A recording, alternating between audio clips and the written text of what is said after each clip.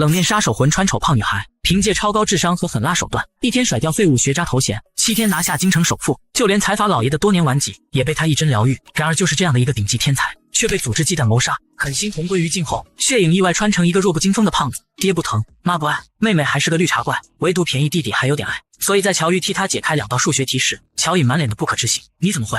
这种弱智题不是有手就行，可这是我从网上抄的大学题。乔颖今年高2，比乔玉小1级。然后呢，你平时都考5分10分，数学试卷除了选择题会选 ABCD， 其他的你都只会写个解。继承原主记忆的血影深知原主有多蠢，写个解都是给他们面子，就这种题目纯粹浪费时间和墨水，所以你都是装的吗？乔颖不相信，又抄了道难题让乔玉做。乔玉扫一遍题目没有动笔，所得曲面方程为 z 等于 x2 加 y2。乔颖愣了2秒，将信将疑的从网上搜起了答案，竟丝毫无差。要知道解题步骤整整有2页半，却被当成10几年蠢货的草包打击，在心里就把题给解出来了，太逆天了！还有哪道题不会？乔玉看着他震惊的样子，觉得挺搞笑。这家子也就这便宜弟弟还算顺他眼，你竟然会做，为什么要考那么差？懒得动而已。那你要懒到什么时候？高考也懒得动吗？当然不。想他血影身负无数荣光，成了传奇神话，什么时候有过这么窝囊的时候？不管是什么身份，哪怕是缺胳膊少腿的废物，那些人都只有仰视臣服他的份。想到乔玉晚饭吃的少，乔颖从兜里掏出颗糖，你晚饭吃的少，晚点你肯定要饿得不行，给你。血影独来独往惯了，看着他掌心里的糖一时没有动作，你还是减肥吧，你都不知道那些人说你说的有多难听，你自己听了不难受啊？乔玉看着手里的糖，对这个白捡来的弟弟不免生出好感之意。以前我是懒得跟他们计较，既然他们不知死活得寸进尺，那我也没什么好客气的，那些欺负过我的我会找他们算账。乔颖全当他说大话。我回房了。临走前，乔玉看了眼乔颖跛掉的左脚，乔颖的脚他能治，吃着糖躺在床上，因为摔伤他被迫在家休养。脑海里想起饭桌上母亲李丽莲那张口闭口提及的钱，想他血影年少成名，有钱有权还有势，任何一个身份拥有的钱财拿出来都富可敌国。可惜现在灵魂困于这具身体，那些身份钱和权势他一个也用不了了，钱也取不出来，但无所谓，这些东西只要他想便唾手可得。乔玉很快适应新环境新身份，天刚蒙蒙亮便出门晨跑，新的一切血影都可以忍受，唯独身上这身肥肉无法接受。先不说行动不便，随便碰到点危险都难以招架，他必须快点恢复到原本的身体素质。出完一身汗回来，乔玉快速冲澡换上校服出门，一出大门就见乔颖背着书包等在门口。原主记忆里，乔颖等他上学这是第一次，同样第一次的乔颖有些不好意思，扭捏的说了句走吧，就自己先走了。休养的这2天，乔颖带着数学题多次进出他房间，在亲眼见到乔玉一次次的变态操作后，才彻底相信了他说的，他只是懒而已，摔一次就成天才。乔颖彻底被乔玉的变态智商折服。进了校门，2人各自去往各自的教学楼。充满青春和书卷气的校园，对常年刀口舔血的血影来说算是个稀奇的。然而乔玉出现的那一刻，原本闹哄哄的教室诡异的安静下来，大家齐刷刷看向他。这死肥猪这么快来学校了，看来没摔多严重啊。听说他是下楼梯时看到校草太紧张，一脚踩空滚下去的。我知道，砰的一声巨响，我还以为地震呢了，哈哈。摔了一跤胆子倒是大了，不仅撩开刘海把脸露出来了，还敢看我们了。别说这死胖子五官挺漂亮，以前都没发现，你就别恶心我了。思雨很快成了大声议论和嘲笑。乔玉将目光一一扫过，这些人或多或少都欺负过原主。坐到位置上，看着被恶意涂鸦过的课桌面，乔玉眼神冰冷，目光再次扫向那些人。众人在这诡异的眼神威慑下慢慢消音，而后彻底噤声，没来由的觉得后脖梗发凉。平安无事上完早读，乔玉起身去洗手间，怎料刚进隔间，门就被人从外面堵上。想象着他被关在隔间里的凄惨场景，门外的几人忍不住笑出了声。这死胖子真是不长记性，还敢在学校里上洗手间，看来是没被关怕。2人双手托举着水桶就要倒进隔间，眼看水就要倒下，门突然被里面的人狠狠踹开，门板迎面狠狠拍打在2个女生身上，高举的水桶都头浇下，刹那间痛叫声和碰撞声伴随哗啦的水声响彻洗手间，2人和身后几个看戏的女生撞成一片，在此起彼伏的尖叫声中狼狈的不成样。乔玉双手揣着外套口袋，居高临下睥睨着地板上的落汤鸡，抬眸看向唯一幸免的木浇花叶静明。二妹乔玲玲来上洗手间撞见这幅场景，看到隔间的乔玉时，想也没想就退了出去，生怕慢一秒就被乔玉讹上。被所有人都知道这个蠢货死肥猪是他大姐。叶静明脸色因惊吓微微发白，他欺负乔玉欺负惯了，还是第一次看到乔玉反抗。看着和软弱无能判若2人的乔玉，他不禁往后退去，直到后背抵上门板，退无可退。你想干什么？话还没说完，乔玉的拳头迎面砸来，叶静明吓出一声惊叫，死死闭上眼，预料中的痛感却并未出现。叶静明狐疑睁开眼，乔玉那张大脸近在眼前，拳头则紧挨着他耳侧，再有下次就没这么幸运了。看着下猛的叶静明，乔玉只觉跟这些人大动干戈，对他是种侮辱，收回手若无其事走了。叶静明好一会儿才缓回神，后知后觉自己竟被那个死胖子吓唬住了，顿时怒从心起。乔玉，你给我等着！乔玉回去的路上，看到乔颖出现在他班外走廊上，一脸着急，在找什么？姐，有事？我听说你被人堵洗手间了，所以你是来看我有没有事的。见他默认，乔玉了然，我说了，我以前是懒得跟他们计较，想他这便宜弟弟跛着只脚，大老远上下楼梯急急忙忙跑来。乔玉不免为之动容，我没事，他居然是死胖子的弟弟，瘸子配胖子，这一家人基因分配的还真均匀啊！一句不合时宜的嘲笑破坏了气氛。乔玉转头看去，隔壁出来2个男生，其中就有乔玉生前暗恋对象徐明晨。乔玉淡淡瞥了眼，木焦草，顶多算个五官齐全，没他便宜弟弟一半顺眼。乔颖也就是腿脚不好，让徐明晨捡了这么个漏子，自己是个胖子，弟弟是个瘸子，就这条件他还敢喜欢你？徐明晨脸色有点难看，想来被乔玉喜欢是个丢脸事。够了！见徐明晨不高兴，男生撇撇嘴，又对乔颖说：“被瘸子要上课了，再不回去一会儿赶不上了。”乔颖白净的脸瞬间涨红起来，垂放在身侧的手攥成了拳头，隐忍着步伐走了，没劲。然而话音未落，一只胖手揪住他的衣领，将他整个人抵在墙上。他痛叫一声，抬脸一看，对上乔玉的大脸：“死胖子，你找打是不是？还不赶紧给我放开！道歉会吗？说，我道你喵的歉！快把你的脏手拿开，我让你道歉！”乔玉一声冷喝，男生被这气势十足的一声弄得一愣：“你做什么？快把人放开！”徐明晨没什么好气，对乔玉道：“要不是因为这个男生，他根本不想跟乔玉说一句话。”不料乔玉看都没看徐明晨一眼：“闭嘴，这没你事。”这话一出，几人都愣了。徐明晨没想到乔玉会顶他，反应过来后觉得脸上挂不住，可一时又不知道怎么回。乔颖则一脸惊诧地看着霸气十足的乔玉，乔玉已然没了耐心，这要在外面早动手了。道歉，手上一使劲，男生被收紧的领子就勒得喘不过气来。眼看围观的人越来越多，男生这才咬牙切齿地道歉：“再让我听到瘸子2个字，我也让你尝尝当瘸子的滋味。”之后跟甩小鸡似的一把将男生甩开。滚！男生一双眼恶狠狠盯着乔玉，却又没胆子做什么。乔玉转变太大，乔颖消化不过来：“你不喜欢徐明晨了？他这姐姐暗恋徐明晨，给人写情书被公开处刑的事人尽皆知。乔颖当时都替他丢脸，压根就没看上过。”铃声这时响起，刚要进班的徐明晨恰好听到，又在耍什么把戏，想引起他注意。但不论他耍什么把戏，都是无用功。乔玉坐在位置上分了神，身上连部手机都没有，还是得先弄点钱。没钱他很多事都做不了。思索了一圈，发现他能弄到钱的路子多少都有点灰。老师在上边唾沫横飞，瞧见乔玉盯着窗外发呆，顿时没好气，叫了2声，见没反应，老师气不打一处来：“有些人家庭情况不好，自身条件不好还不思进取，整天浪费时间浪费生命，影响整班学习风气不算，还拖后脚拉低整体成绩，简直就是班级害虫。”乔玉转头看去：“你在说我吗？有自知之明是好的，你上来把这道题做了。”不等乔玉做出反应，他自顾冷笑一声：“就你这脑子，得了坐着吧。”可乔玉却径直走上讲台，拿根粉笔提笔就写，在众人惊愕的目光下，洋洋洒洒写了整整1黑板。解题方法竟比老师讲的还要简单易懂。等着看笑话的众人难以置信地看着乔玉，老师盯着黑板推了推眼镜，最后一笔落下，乔玉将粉笔头一扔：“为人师表，还是素质点好。”就回到了座位上。老师被说红了脸，一时竟无言以对。瞎猫碰死耗子。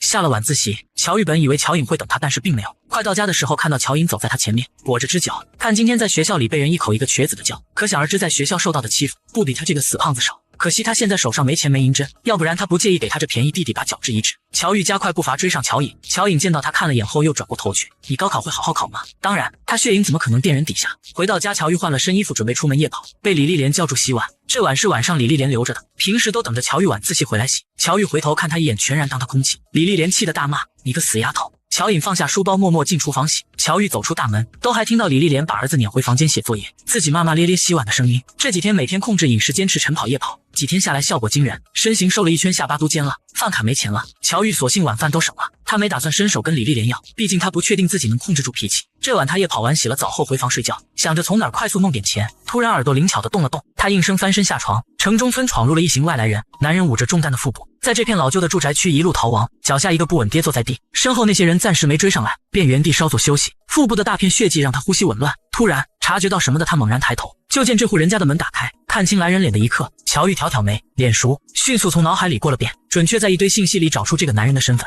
随后乔玉从庭院踱步出来，蹲下身，男人捂着腹部，不想死就进去，要帮忙吗？乔玉扫了眼他伤势，没伤到要害死不了，当然如果半小时内还不止血的话就不敢保证了。一串井然有序的脚步声在逼近，一听就知道这些人训练有素。乔玉耳力惊人，男人也听到了，顿时整个人都进入戒备状态。再看乔玉，竟不慌不忙从男人口袋里翻出一支钢笔，然后在男人不明所以和警告的目光下，用笔撩开他的袖子，提笔在手臂上留下一串数字，而后盖上笔帽，把笔放回原处。从这里进去，后门离开，没死的话别忘了往我账上打钱。男人紧紧盯着乔玉，然而不等他思考，那些人的脚步声越来越近，他挣扎着起身进了乔家庭院，前脚刚走，几个黑衣人便追来了。随着几个黑衣人的到来，杀手出身的乔玉嗅到了熟悉的气息，竟生出几分怀念之情。当然他指的是他们身上的肃杀之气，这些人连组织暗影的门槛都摸不上，更不够格让他认识。有没有看到个男人从这走过？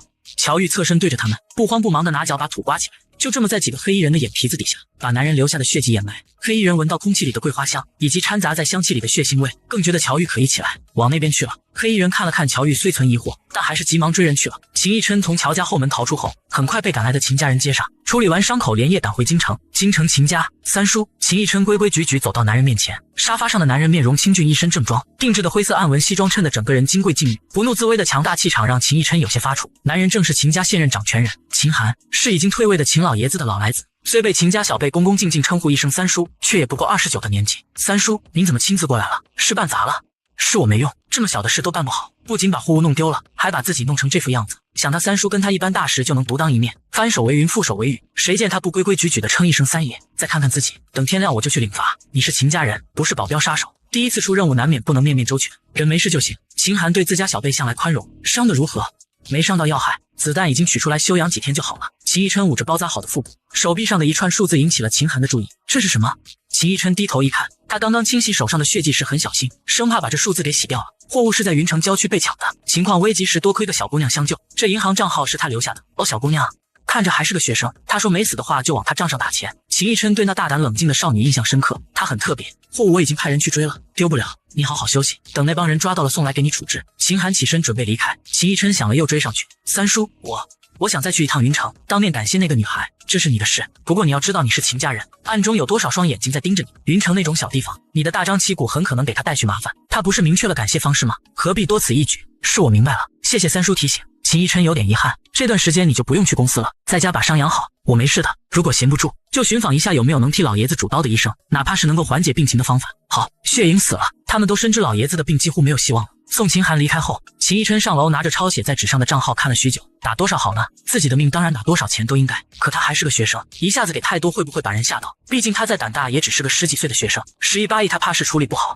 胖女孩只是喜欢学校的木胶草，就被校花视为眼中钉，怎料一向胆小懦弱的女孩竟反杀校花，让几人栽了跟头。于是心怀怨恨的校花花钱找来了一帮人。这天下了晚自习，乔玉走在回家的路上，突然停下脚步，再不动手我可要到家了。随着话音落下，4、5个流里流气的小混混从暗处走出，领头的大哥咧着一嘴黄牙，小丫头挺机灵啊。乔玉懒得动弹，两手一摊，大咧咧站在那。原主记忆里，这几个混混整天游荡在七中附近，逮着学生要保护费，年纪小小胆子够大。混混头子将乔玉打量一通，胖是胖了点，但模样长得挺俊。乔玉嘴角微翘，眼底却渗出森森的寒意，还没人敢这样跟我说话。混混还没意识到事态的严重，甚至张着口黄牙，伸手摸向乔玉的脸，怎料还没碰到，手就被猛然扼住。乔玉一脸平静，混混却疼得龇牙咧嘴，想要挣开却被死死钳住。乔玉淡淡吐出2个字：会死。下一幕，骨头断裂声应声响起，几乎是在2个眨眼间，刚刚还一副拽得不行的混混们，就缺胳膊少腿的倒在地上，一时间只剩此起彼伏的鬼哭狼嚎。乔玉双手揣兜，居高临下睥睨着地上的混混头子，庆幸吧，我现在不方便处理尸体，留了你们狗命。说谁派你们来的？混混只觉得胸口都要被踩裂了，是七中学生叶敬明，用脚趾头想想都知道是他。不长记性的东西，以他以前的行事作风，他不会有让他们第2次作死的机会。但现如今他没办法无所顾忌，但如果真的想做，不管是无声无息的暗杀，还是在大庭广众之下，他都可以瞬息间取了他的命，且让人无处可查。不过还不到要叶敬明命的程度，只是打他一顿的话未免太便宜他。对付这种人他办法多的是，他不介意找点有趣的乐子。叶敬明今早心情格外好，要知道他家庭条件好，父亲有个1官半职，舅舅经商名下还有餐馆无数，是妥妥的白富美。从小上下学都有司机接送，一直以来都是耀眼的存在。一下车刚好碰到同样从车上下来的徐明晨。明晨早啊。徐明晨看他一眼，高冷的嗯了声，礼貌的回应后自顾走。叶敬明内心有些不爽，但转瞬就追了上去。徐明晨是学霸，父亲是副市长，前途不可限量。叶敬明从小就认识徐明晨，也一直喜欢徐明晨，他身边的小跟班都知道，所以才会在知道乔玉也喜欢徐明晨后，加倍的欺负乔玉。在他看来，徐明晨被乔玉喜欢就是一种羞辱。2节课后，小跟班跑来告诉叶敬明说看到乔玉来上学，一点事没有，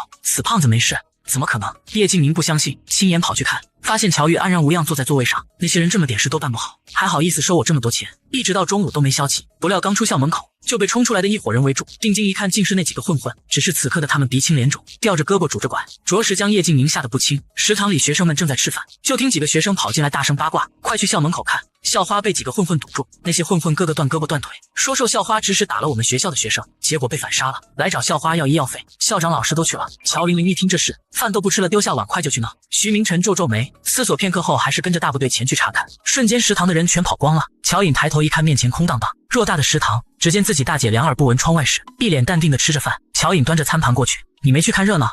没兴趣。乔玉看一眼乔颖清淡的餐盘，想到他把钱都给自己充饭卡了，于是把盘子里的鸡腿扒拉到他盘里，确实没什么好看的，有机会带你看更刺激有趣的。叶敬宁的事闹得沸沸扬扬，最后连警方都惊动了，和那些混混一起被带走，校长都跟着去了。整个下午大家都在讨论这件事，都在猜这是到底真的假的。如果是真的，那受害的同学是谁？还有那些混混真的是被反杀了？哪个同学这么厉害？他们学校可从没听说有这么一号人物啊！叶敬宁哭哭啼啼被父亲从警局接出来，一进家门就被父亲甩了个大逼兜。一直以来他都是家里的掌上宝，是父母挂在嘴边的骄傲，是亲朋好友眼里的乖乖女，如今却做出这种事。你知不知道我本来准备竞选副厅长的，全让你给搅黄了。叶父气得破口大骂，连同护着女儿的叶母也没能幸免，一直到夜里叶家都没个安宁。不过叶敬宁事件最开心的莫过于乔玲玲了，下了课几乎是一路哼着歌回的家。想他自认为长得不比叶敬宁差，却因为家庭条件没叶敬宁好，而处处都被压一头，这些年的怨气今天可全出了，简直不要太爽快。连看到乔颖替乔玉做家务，乔玲玲都好心情的没去找乔玉不痛快。隔天一早学校广播通知，校长亲自讲话，对叶敬宁花钱找混混伤害同学一事澄清，几个惹事的混混已经被关，所谓的证据都是子虚乌有。乔玉坐在位置上，只觉得好笑，看来叶敬宁家里没少花钱打点了，他早猜到会是这么个结果，但这也够叶敬宁一家喝一壶了。徐明晨回到家，父亲向他问起叶敬宁的事，他把校长的话复述了一遍给父亲，但他从小耳濡目染，跟在父亲身边察言观色，校长的话他当然不会全信。徐副厅罢似笑非笑，叶东城这老家伙盯着副厅的位置好几年了，到处打点做足了准备，眼看就要成了，结果让他宝贝女儿给断送了。徐明晨并不感兴趣，他本来觉得叶敬宁也就是让家里惯坏了，但好在成绩挺可以，果然看人不能看表面。这天晚自习后，乔颖走在回家路上，却被几个不怀好意的混混给拦住了，从书包里没翻出钱，到从身上搜出了手机，怎料一番争执之下，一道女声响起，混混们循声看去，女生比起几天前似乎又瘦了，但他们还是一眼认出了她。乔颖一转头看到乔玉，立马着急起来让她赶紧走，可乔玉非但没走，还直接朝他们这走来。几个混混见状，把书包手机一丢，撒丫子疯跑。乔颖一时没反应过来，没事吧？乔颖愣愣摇头，反应过来后赶紧捡起地上的手机，手机被摔得黑屏且无法开机。乔颖默了片刻，默默把地上的书本收回书包里。乔玉见状秀眉微皱，他们为什么这么怕你？见你就跑。乔玉耸耸肩，着急回家睡觉吧。乔颖是个聪明人，几乎瞬间就猜到了叶敬宁花钱找混混伤害同学，那个人就是你吧？前几天晚上放学回家确实碰到他们了，所以他们那些伤是你打的，也是你让他们去学校找叶敬宁要医药费闹出这些事的。我没让他们把叶敬宁打一顿已经够仁慈了。见乔颖一直盯着自己，乔玉又搬出了那句我说了，我以前是懒得跟他们计较。乔颖满脸的不可置信，这真的是他一起生活了10几年的大姐吗？虽然有时候觉得陌生，觉得奇怪，但这样厉害的大姐他很喜欢。这附近哪有银行？乔颖不明所以，但还是告诉了他，你找银行干什么？你先回去，我有点事。乔玉从书包翻出唯一一张银行卡，这卡是学校让办的，每学期交学费都是用这张卡，把卡插进机子。乔玉查看余额，100万。秦家小子够抠的呀，就他一命就给100万。秦家人的命在他们自己眼里这么不值钱，还是就秦一琛不值钱？行吧，100万就100万，总比没有的好。乔玉收起卡，转身来到家手机店，买了2台最贵的手机。乔颖苦恼地看着碎屏没动静的手机，这手机是他存压岁钱买的一部2手机，用来查学习资料刷题用的。如今的家庭情况根本没钱给他重新买一个，即便是2手机，正犹豫要不要拿去修，房门却被敲响。乔玉走进来，把手里拎着的东西放他桌上。乔颖奇怪地打开盒子，里面是部崭新的手机，而且还是最新款。他确认了好几遍不是模型机，哪来的？买的。你哪来这么多的钱？何止呢？乔玉手一抬，手里赫然又是一部。乔颖瞪大了眼，这手机一台近1万，他姐一个穷学生居然一下子买了2台，2万，他们家一年省吃俭用都存不到这个数，你到底哪来的钱？莫不是跟那几个混混一样抢来的？不偷不抢，来路正经，放心用，用坏了再买。乔颖盯着乔玉这张熟悉又陌生的脸沉默了，而后也不知基于何种信任心理，大概是乔玉脸上那让人心安的气定神闲，又大概是他那翻天覆地的变化，一部手机反应至于这么大？他要知道他以前的那些资产，岂不是要直接吓晕过去？明天带你买东西。乔玉说完，拎着新手机回了自己房间。次日周末，乔玉晨跑回来换了身衣服，就去叫乔颖出门。两人随便吃了个早餐，就来了云城最大的商场。这是乔颖长这么大第一次进这种地方，一身穿了大半年的地摊货，跛掉的左脚与这里格格不入。乔颖低头跟在乔玉后面走，直到乔玉带他走进男装区，在导购的推荐下，稀里糊涂进了试衣间，最后19800拿下3套衣服。乔颖双眼瞬间瞪大了双倍，就穿着这身走吧，帮他把吊牌剪了。怎料还没反应过来，就又被乔颖带到了鞋区。乔颖很快试完鞋子，不等他说出拒绝的话，乔玉已经掏出了他2双鞋子23000，比衣服还贵。再次听到那声支付成功，乔颖的心脏都快毙了。待乔颖买完，乔玉又给自己买了2身衣服和鞋子，两只手上的东西花了近10万人民币，乔颖拎在手里，心情就跟拎着10万真钞似的，提得紧紧，生怕给人抢了去。下了1楼，乔玉又去买了台笔记本电脑，这才带着乔颖离开商场。进来和出去，乔颖完全2种不同的心情。乔玉没直接回去，而是带着人来到了云城最贵的5星级酒店。在他连菜单上的法文都看不明白时，乔玉已经熟练的点好几道菜。姐，你以前也到这种地方吃过饭吗？差不多吧。他去的要么是7星级，要么法国私厨。云城这种小地方的星级酒店他第一次来。那菜单上面的是法语吧？你什么时候学了法语？自学打发时间。乔玉不知道在忙什么。乔颖只见他放在键盘上的手操作的飞快，漆黑的双眸里是他从没见过的认真，一种说不出的凌厉气势。乔颖好奇地走过去，这是什么？只见屏幕上布满密密麻麻的数据，随着乔玉食指翻飞敲击键盘，这些数据仿佛活了般快速跳动着。这一幕让乔颖想到电视里那些神秘的黑客，只觉心悸不已。血影作为世界第一杀手组织的王牌，同时还有着另一个让同行望尘莫及，也让无数商圈大佬和高官们又惊又怕的身份——世界第一黑客 X。仅用3-2分钟，乔玉就创建了一套安保系统，给自己电脑和手机植入了定位追踪器，设立防火墙。乔颖虽然觉得厉害，但毕竟是外行人，看不懂这天书式的一堆数据到底有多厉害。但凡换成一个内行人都知道，他这随手创建出来的一套安保系统，都是无数同行难以企及的，卖给任何一个有需要的公司都是天价。乔玉做完，见身侧乔颖盯着他屏幕看得认真，有兴趣。乔颖呆呆地看他过了会才愣愣点头，想学教你。真的？侍应生推着餐车进来，乔颖看着摆上桌的奇奇怪怪的食物，不知从哪下手，就学着乔玉一手刀一手叉。乔玉注意到，直接让侍应生拿了双筷子。这酒要现在醒吗？喝点。乔颖摇头，看着乔玉手拿高酒杯，那摇杯的动作和电视上豪门贵族一样。结账的时候，乔颖听到侍应生报出的数字，差点当场去世。多少？8万2。疯了吧？乔玉却不带疑虑地拿出卡给侍应生刷，平时1块5的肉包他都不舍得买，只舍得吃素的。8万2够他家吃3年的了。短短1个上午，乔颖的世界观被乔玉反复刷新。原来有钱比起奢侈根本不是一个档次。从酒店出来到坐上出租车，乔颖都在神游。提早适应吧。乔颖没太明白什么意思。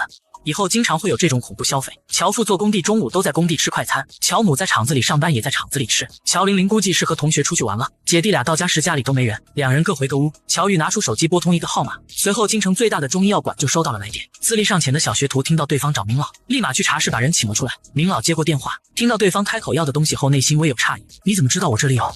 老头子，我听你声还只是个10几岁的小娃娃呀。朋友介绍。哪位朋友？暂时不便透露，定金稍后我会打到你账上，半个月后我会亲自到京城取，到时候看有没有心情回答你的问题。年纪小小这么狂妄可不好。乔玉没和他多说，把电话挂了，随后把70万打到对方的指定账户上，随着70万划出账户，余额回到解放前。上午逛街有点累，乔玉本想简单休息下，却不料梦到了被囚禁在南洋地下实验室，那段暗无天日的时光，惨无人道的实验，组织的利用和欺骗，背叛和抛弃，最后他亲手引爆的炸弹。他是被乔玲玲那尖锐的嗓音吵醒的。死胖子，快开门，听到没有？开门，不要躲在里面不敢出来。不料里面的人突然开门，乔玲玲猝不及防，差点栽个大跟头。乔玉险些没控制住想拧断他的脖子冲动，见乔家老小都站在门外，他堪堪收住手，冰冷的眸子扫过几人。乔母李丽莲见乔玉出来，刻薄着一张脸就骂：死丫头，你终于敢出来了。他手里抓着乔玉买给乔毅的新衣服，要不是乔玲玲告诉他这衣服贵得要死，一件要4-5千，他绝对要把这衣服摔乔玉脸上去。从你生下来我就知道你这死丫头是个祸害人的丧门星，但我没想到你胆子这么大，居然还学人犯法。你自己偷鸡摸狗就算了，居然还带着你弟弟一起。说上哪儿偷的钱？偷谁的钱？不说清楚我今天打死你。乔母四下看了看，就要找棍子打乔玉，好在乔父拦着，你先别动手，小姨都说了这钱不是偷的，你好好听孩子说，不是偷来的还能是别人给他的不成？我怎么不知道你有这么有钱的亲戚？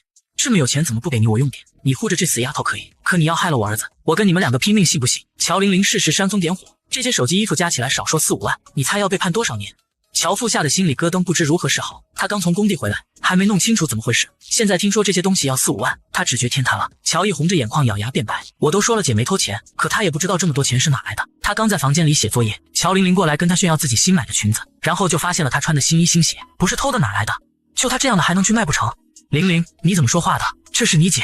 乔父瞪了乔玲玲一眼，然而乔玲玲却无意又发现了什么。好啊，你还买了电脑，你以为你能藏得住？给我闪开！说着就要推开乔玉闯进去把电脑拿出来，结果手一碰到乔玉，就被乔玉扼住手腕一个反拧，他痛得大喊大叫，你算什么东西也敢质问我？他压抑着翻滚的杀意，如果不是因为原主，早在乔母开口的那一瞬，乔玉就不会再让他有说出去的机会。妈，你快救我呀，我手要被他弄断了，你个死丫头，你还不快把玲玲放开！乔玉拧着乔玲玲胳膊，把人扔向要上来打他的乔母，两人撞在一起跌坐在地。你个死丫头，你敢打你妈，你要遭天谴的！乔母摔得不轻，平时在都是他欺负别人，什么时候被人欺负过？乔生全，你生的好女儿，他今天敢打我，明天就敢打你！乔玉从门里走出来，弯腰一把从乔母手里把衣服夺过，眼也不抬递给乔毅。他冷眼睨着坐在地上的母女，我忍着你们两个全是因为爸和乔毅，别再挑战我的耐心。从今天起，见到我最好把嘴闭着，否则我不介意亲自帮你们闭嘴。你既然这么好奇我的钱哪来的，去报警好了。但我可提醒你，我要是没被抓进去，一定以诽谤罪把你关进去。相信我有这个能耐。说完也不理会傻眼的几人，乔玉转身回房，乔母傻愣愣坐在地上，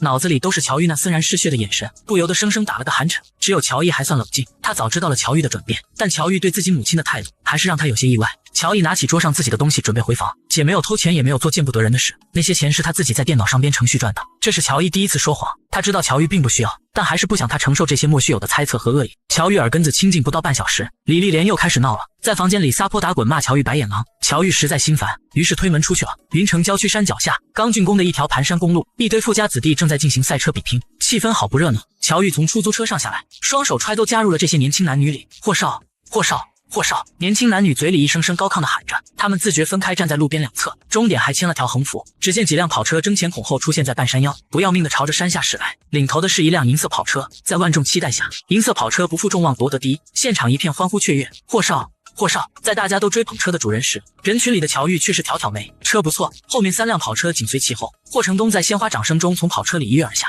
一身名牌加各种挂饰，穿得跟个花孔雀似的，一看就是个纨绔富家子。大波浪的女生贴身而上，霍少，霍成东顺势搂上。另外3辆跑车上下来2个狐朋狗友，你这新车的性能是真牛，少来，主要还是老子我技术过硬，我先前那辆旧车也没见你们赢过我，你们3个一人50万，别忘了打我卡上，你这都赢一晚上了，我们几个车比不过你，技术也比不过你，这么玩实在没意思。是没意思，就你们几个几斤几两我一清二楚，这样和昨晚一样，现场谁能赢我的不管是谁，我给他100万，我让他先走20秒。此话一出，现场年轻男子一个个跃跃欲试，可却没一个人敢真的站出来参赛。这些公子哥都是京城来的，听说这里新修了盘山公路，专门跑这来猎奇找乐子的，平时上下学都是开跑车。再看他们，别说能碰一碰这些跑车了，生下来到现在在云城都没见过几次。昨晚几个胆大的男生奔着输赢无所谓就想开一开跑车的心态，结果被虐惨。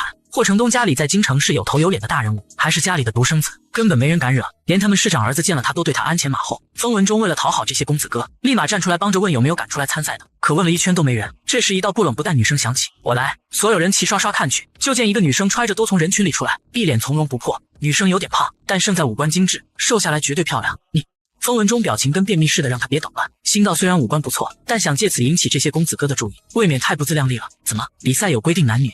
还是怕输给你的太丢面子？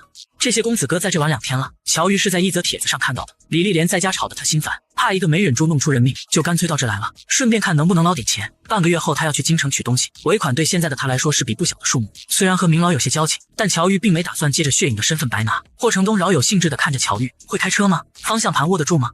摔死了我可不负责，这话留给你自己。摔死了不负责。霍成东有车吗？乔玉目光扫向人群外，出租车司机跟着在看热闹，还没走，有。而后乔玉在众人不解的目光下走向那辆出租车，师傅，租你车上山兜一圈，给你2万。出租车师傅坐着没动，根本不相信这女学生能拿出2万，正准备让她站开点别挡着她看跑车，就见乔玉拿出手机扫他车上的码，微信收款2万。瞬间一双不大的泥鳅眼瞪得老大，麻溜的从车上滚了下来，随便开。乔玉坐上驾驶座一打方向盘，一个漂亮的甩尾把车开进了跑车群里。积灰的出租车在一辆辆颜色鲜艳的跑车里，像极了乱入的乡下妞。众人见此直接笑了起来，他是来搞笑的吗？拿这破车跟跑车比，霍少不会大发雷霆直接把他车砸了吧？霍成东忍住爆粗口的冲动，可视线一转到那辆蓝色本田上，还是没忍住。这就是你说的车？你用它跟我比？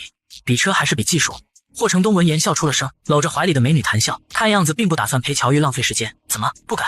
大不了输了我也给你100万，你这想引起霍少注意的手法未免太拙劣了，还是回家照照镜子吧。风文中直接过来要赶人，霍成东却是盯向乔玉看了几秒后，抬手阻止了风文中，接着一把推开怀里的女生，坐上自己的跑车，招手把美艳女生叫上副驾，让你20秒走吧，用不着，我向来公平，输了也给你100万，别墨迹，你到底比不比？乔玉耐心所剩不多，我喜欢你这脾气，但一码归一码，一会儿输了可别哭，你这样的可不够我怜香惜玉。乔玉嘴唇微动，屁话真多。风文中充当裁判，随着一声令下，蓝色本田率先冲了出去。看着如离弦之箭般冲出去的出租车，霍成东愣了下，虽然答应和乔玉比，心里却是敷衍抱着陪他玩玩的心态，根本没要认真，只当和女生说的那样。乔玉是想吸引他注意，要不是乔玉的性格有点吸引他，他根本不会搭理他。可他没想到乔玉居然真会玩车。霍成东嘴角一勾来了兴致，他放开女生，一脚踩下油门追了上去。长这么大第一次见到上赶着丢脸的，拿破本田跟跑车比，这是我今年看过最搞笑的了，纯找虐。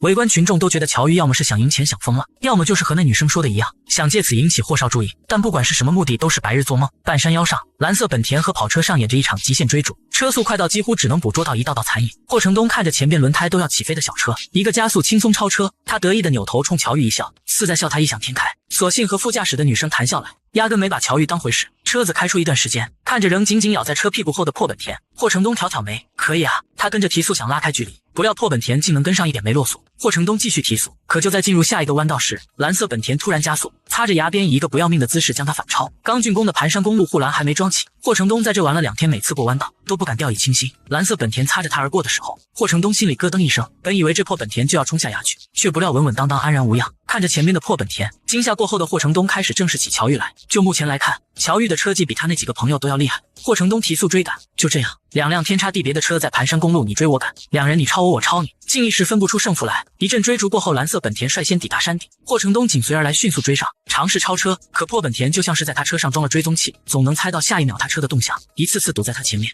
霍承东几次超车失败，造成2次轻度追尾，车头都磨损了，开始有些急眼。副驾驶的女生早被吓傻了，整个山顶都是她的尖叫声。霍承东真想打开车门把人扔下去。终于再一次完成超车后，霍承东绷紧的一张脸缓了下来。此时他们已经抵达半山腰，只要他赌着不让蓝色本田超车就赢定了。于是他一次次堵下欲超车的蓝色本田，成功报了刚刚的仇，心中痛快不已。来了来了，霍少来了！银色跑车出现的那一刻，众人并没有多惊喜，这原本就是场毫无悬念的比赛。等一下，霍少车后是破本田，他居然跟得这么紧，他不应该还在上山的路上吗？居然一起，这怎么可能？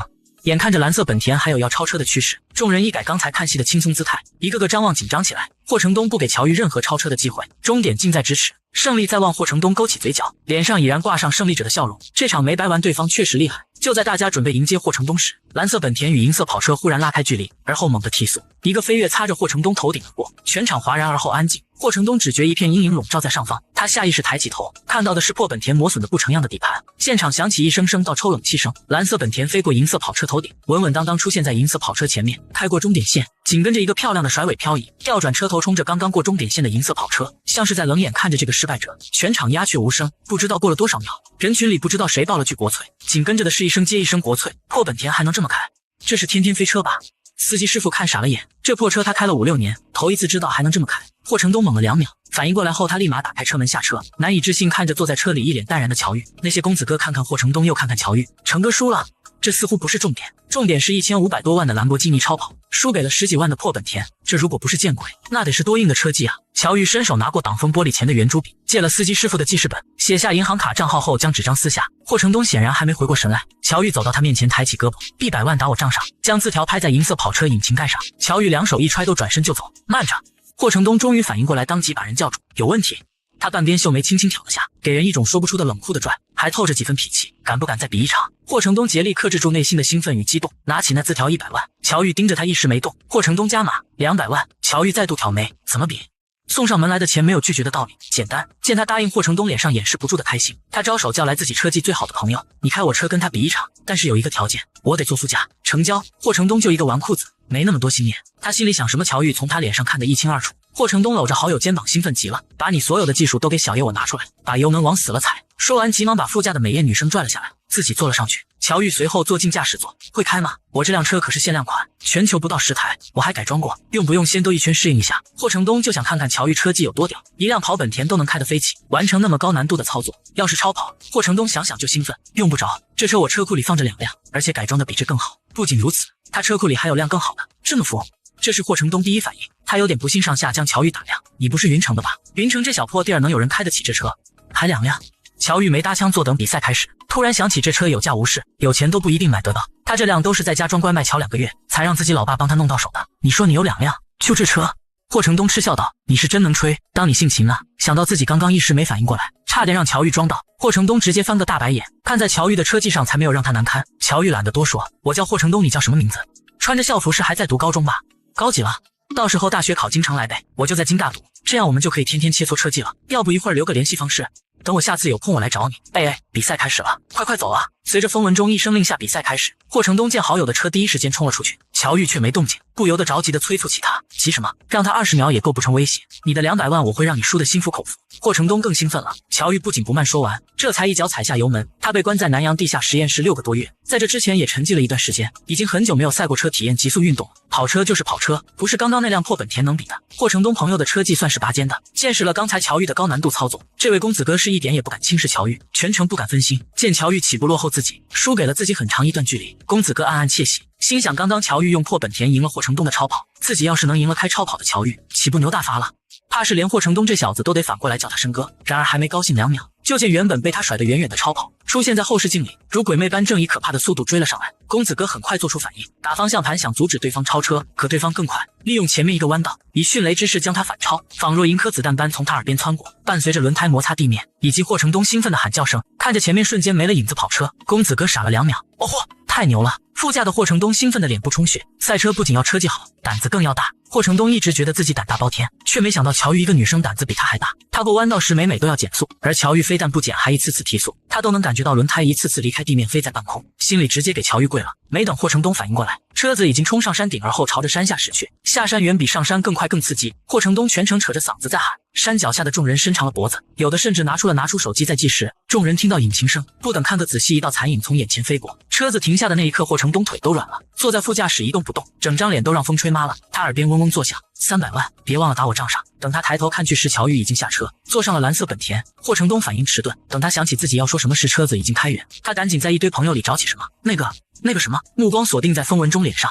风文中屁颠屁颠跑过来，霍少您找我，你认识他吗？风文中摇头，只认出乔玉的校服是其中的，而此是霍成东的好友。那位公子哥还在半山腰上往下赶，一路上司机师傅兴奋地说个不停，要不是超速被抓到会领罚单，他都想厚着脸皮让乔玉开他车带他兜一圈。想来年轻时也有个赛车梦。乔玉踩着月色穿梭在这片破旧的住宅区，抬手正要推开自家房门，暗处几道轻微到极致的呼吸让他停了动作。他不动声色瞥向墙角，借着月色看到墙角先前被他用土掩埋起来的血迹，似乎被昨夜的一场大雨冲刷了出来。乔玉装作什么事也没有，转身往回时的方向又走了，没有目的地就一直往外走着，走了大概半个多小时，确定离那片老住宅区足够远才停下。还不出来吗？准备藏多久？下一秒，几道黑影自暗处走出。作为世界第一王牌杀手，血影瞬间就分辨出这些人身上的气息，和那晚追杀秦逸琛的是同一伙人。谁派你们来的？女孩明明只是个弱不禁风的胖子，却能徒手撂翻一众杀手。乔玉在察觉黑衣人跟踪他时，就已猜到来者的目的。你和秦逸琛什么关系？秦逸琛？我和秦家这小子没关系。见乔玉否认，黑衣人就要拿出证据与他对峙，要有也该是秦寒那身份的，我兴许还能看上。嚣张的语气，狂妄的不可一世。黑衣人惊了，开始怀疑女生和秦家的关系。再问你们一遍，谁派你们来的？找我想做什么？然而黑衣人依旧没有回答。不说，那就让我来说。你们为谋利追杀秦逸琛，得罪了秦家，正遭受秦家的报复，现在走投无路，发现我救了秦逸琛，便猜想我与秦逸琛关系匪浅，想拿我跟秦家交换条件谈判。我说的对吧？被戳穿的几人瞬间举起武器。既然你都猜到了，我奉劝你乖乖配合我们，否则……却见乔玉眸光倏然一亮，身影如鬼魅般消失在原地，下一秒出现在几个黑衣人身后。随着几道身体倒在地上的声响，乔玉揣着兜，垂眸冷眼看着脚边还没咽气的一人，拿他和秦家谈条件，这想法真的有够蠢的。你到底是谁？血影随后悄然咽气。乔玉回到家，迅速打开电脑开始操作。而此时的摩洛哥某家酒店，一个华裔男子正在沉睡，突然手上戴着的表闪了一下，男子瞬间睁开眼抬手看表，紧接着摁下手表左侧按钮，一道蓝光自表盘发出，而后面前出现一块电子投屏。叶思即是速回，当看到那层层加密，只有那人能够以这种方式联系他时，男子立马翻身下床，拿着电脑来到沙发。真的是你吗？血影，是我，老子就知道你没死。暗影那帮老东西都死了，你都不能死。叶思按捺住激动的情绪，却还是控制不住红了眼眶。你现在在哪？我马上去找你。叶思快速敲击着键盘，迫切想要知道好友的情况。我现在不方便见你，发生在我身上的情况有点特殊，等时机成熟我会跟你说明。我现在身份不便，不能暴露，你帮我处理几具尸体，要快，好交给我。当夜，后山脚下的几具尸体被火神秘人秘密处理，连一点血迹都没留下。发生在乔玉身上的情况太特殊，他原本并没打算这么快联系叶思，让人知道他还活着并不是件好事。即便叶思是他信任的，要是让暗影知道他还活着，以他现在的情况，怕是难以招架丧心病狂的追杀。只是事与愿违，没想到自己随手救个人还得自己善后，100万着实亏了。想到钱，恰好300万也到账了。次日京城，秦逸琛急急忙忙找到秦寒，昨晚手下追杀那帮黑衣人石丢了几个，他担心救他的女孩有危险，我会派人过去看看。三叔我想亲自去，那毕竟是我的救命恩人，要是因为我出了什么事，我这辈子都会良心不安的。秦寒思索片刻，既然你这么不放心，那就我亲自替你去一趟如何？您说您要替我去云城，你伤还没好不宜舟车劳顿，他既然救了你的命，那就是我秦家的恩人，我这个做长辈的替你去一趟也是应当。秦逸琛有些为难，他和三叔只差6岁，可以说是一起长大的，但他从小就怕他，一个屋檐下生活这么多年，却对他一点都不了解，尤其他那随心所欲的行事作风，他真怕把人小姑娘给吓着。最主要的是，他想自己去。怎么，我作为秦家长辈不够资格？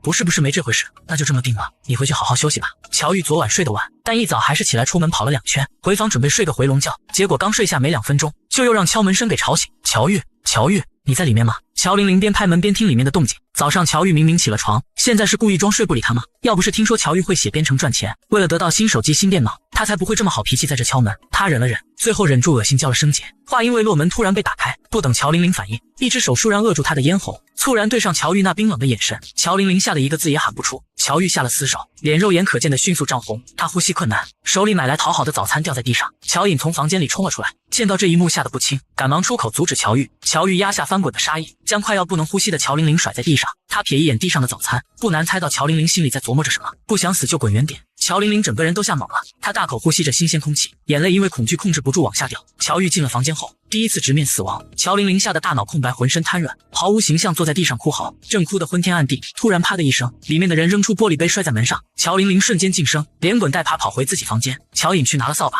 默默打扫这一切。门这时打开，乔颖抬头就见乔玉站在面前。几分钟后，乔颖坐在乔玉的电脑前，看着屏幕上快速跳动的密密麻麻的数据，不是想学黑客技术吗？教你。乔颖呼吸一滞，猛地瞪大双眼。黑客？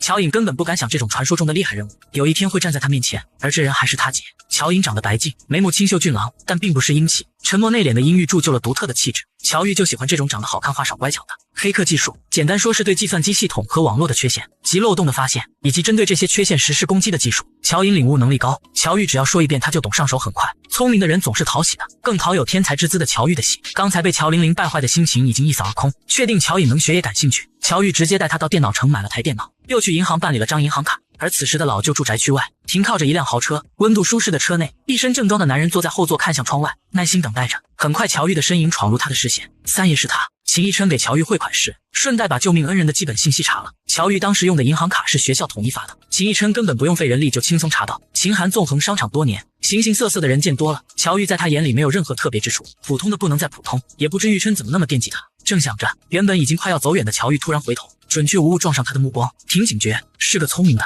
助理不由得对投去赞赏的目光，这小姑娘很敏锐，难怪。秦一琛当时中弹一身的血，换成别人碰到，别说是小姑娘了，就是个成年男人怕也不敢多管闲事。也难怪秦少会对这救命恩人念念不忘。单向的车玻璃，乔玉并不能看到里面的人，但从这辆车出现在视线的那一刻，他就注意到了，比秦寒更早发现对方，只是他没感觉到车里的人有恶意，也就没多关注，只是不加掩饰的目光投在他身上。这车有什么问题吗？没事走吧。为了让秦一琛放心，秦寒拿出手机对着乔玉拍下，看着照片里和乔玉并肩走的乔颖，这是小男友。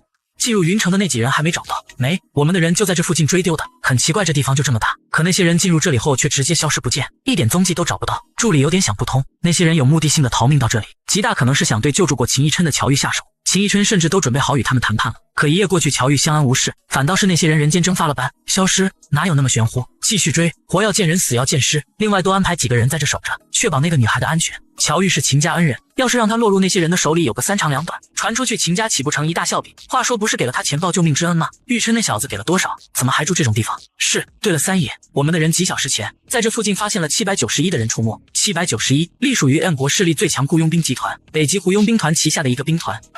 叶思作为791兵团最高管理者，他的人来这做什么？看不出这小小的一个云城竟波云诡谲，但是他们只出现了一下就离开了，像是路过。查清楚他们来这做什么。是。离开的时候，秦寒看着这里恶劣脏乱的环境，想了想，还是让助理给市长打去了电话。云城市长封腾在得知对方的身份后，激动的直接从椅子上站了起来，他双手握着书电话，战战兢兢。您放心，我一定会好好关照他，您还有其他什么要求，我一定给您办好。挂断电话，封腾立马让助手去调乔玉的资料。等待的时间里，他在书房坐立不安，恨不得亲力亲为，想着要不要提礼品直接去乔家拜访，又或是以其他什么名义给乔家送房送钱。可秦家叮嘱他不要打扰乔家的生活，不需要给他们任何生活上的援助，只是让他照看，除非对方有需要有困难，他这才压下去拜访的念头。他真是激动，心急急糊涂，能让秦家开口关照，怎么可能缺钱缺房？可记忆里他不记得云城有哪位成功人士或是富豪高官姓乔的呀，能让秦家人亲口关照，这乔玉到底是何方神圣？在书房里待不住，封腾从楼上下来，就见自己那败家儿子从外面溜达回来。你个兔崽子，霍少都回京城去了，你这又是干什么去了？我让你好好陪霍少，你给我借着机会无法无天是吧？我干嘛了？谁无法无天了？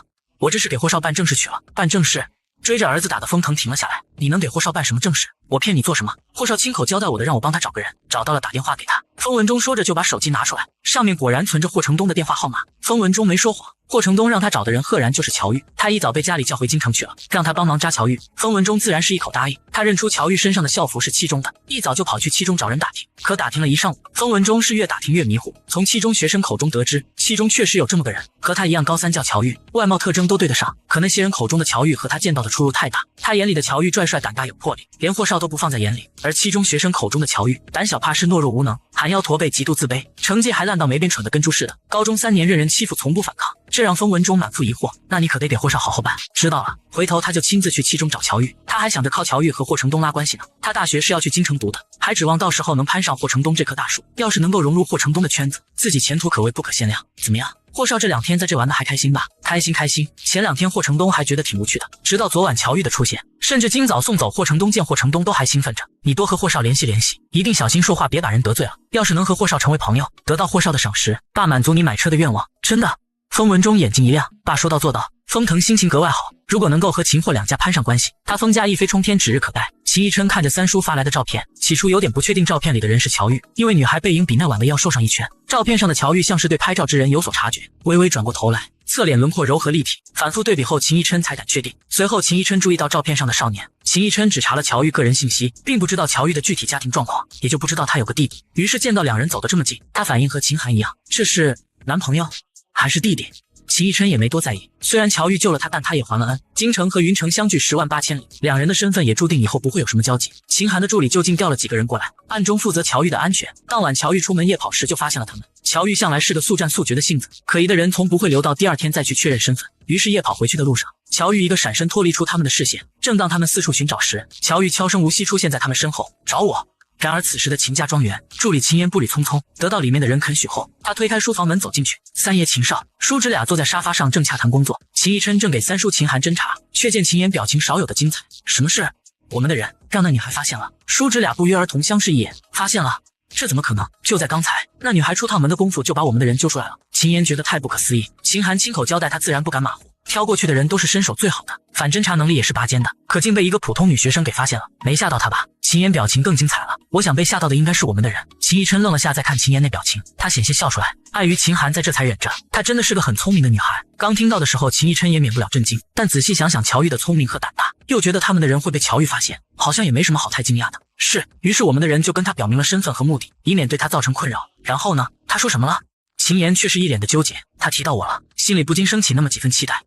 他说，原来秦家人的钱都花去请保镖了。什么意思？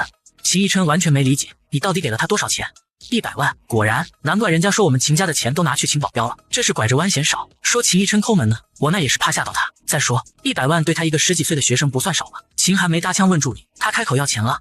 没有，也没说其他。乔玉如果这时提出要更多的钱，秦家是没有理由拒绝的，但他并没有，这让秦逸琛和秦寒不免都高看他几分。那我们的人还需要留在那暗中保护他吗？当然要，他只是聪明，并不会手脚功夫，一定要保证好他的人身安全。意识到自己太心急，在长辈面前失了态，秦逸琛立马去看未出生的秦寒，见后者脸色无异，才松口气。秦寒冲助理微颔首，算是默许。秦逸琛开始遗憾早上没能坚持一下，亲自去一趟云城见见乔玉。察觉到秦寒的目光落在自己脸上，意识到自己失神，忙收回思绪。她真的是个很特别的女孩。秦寒没搭话，确实特别，也不像看着那样简单。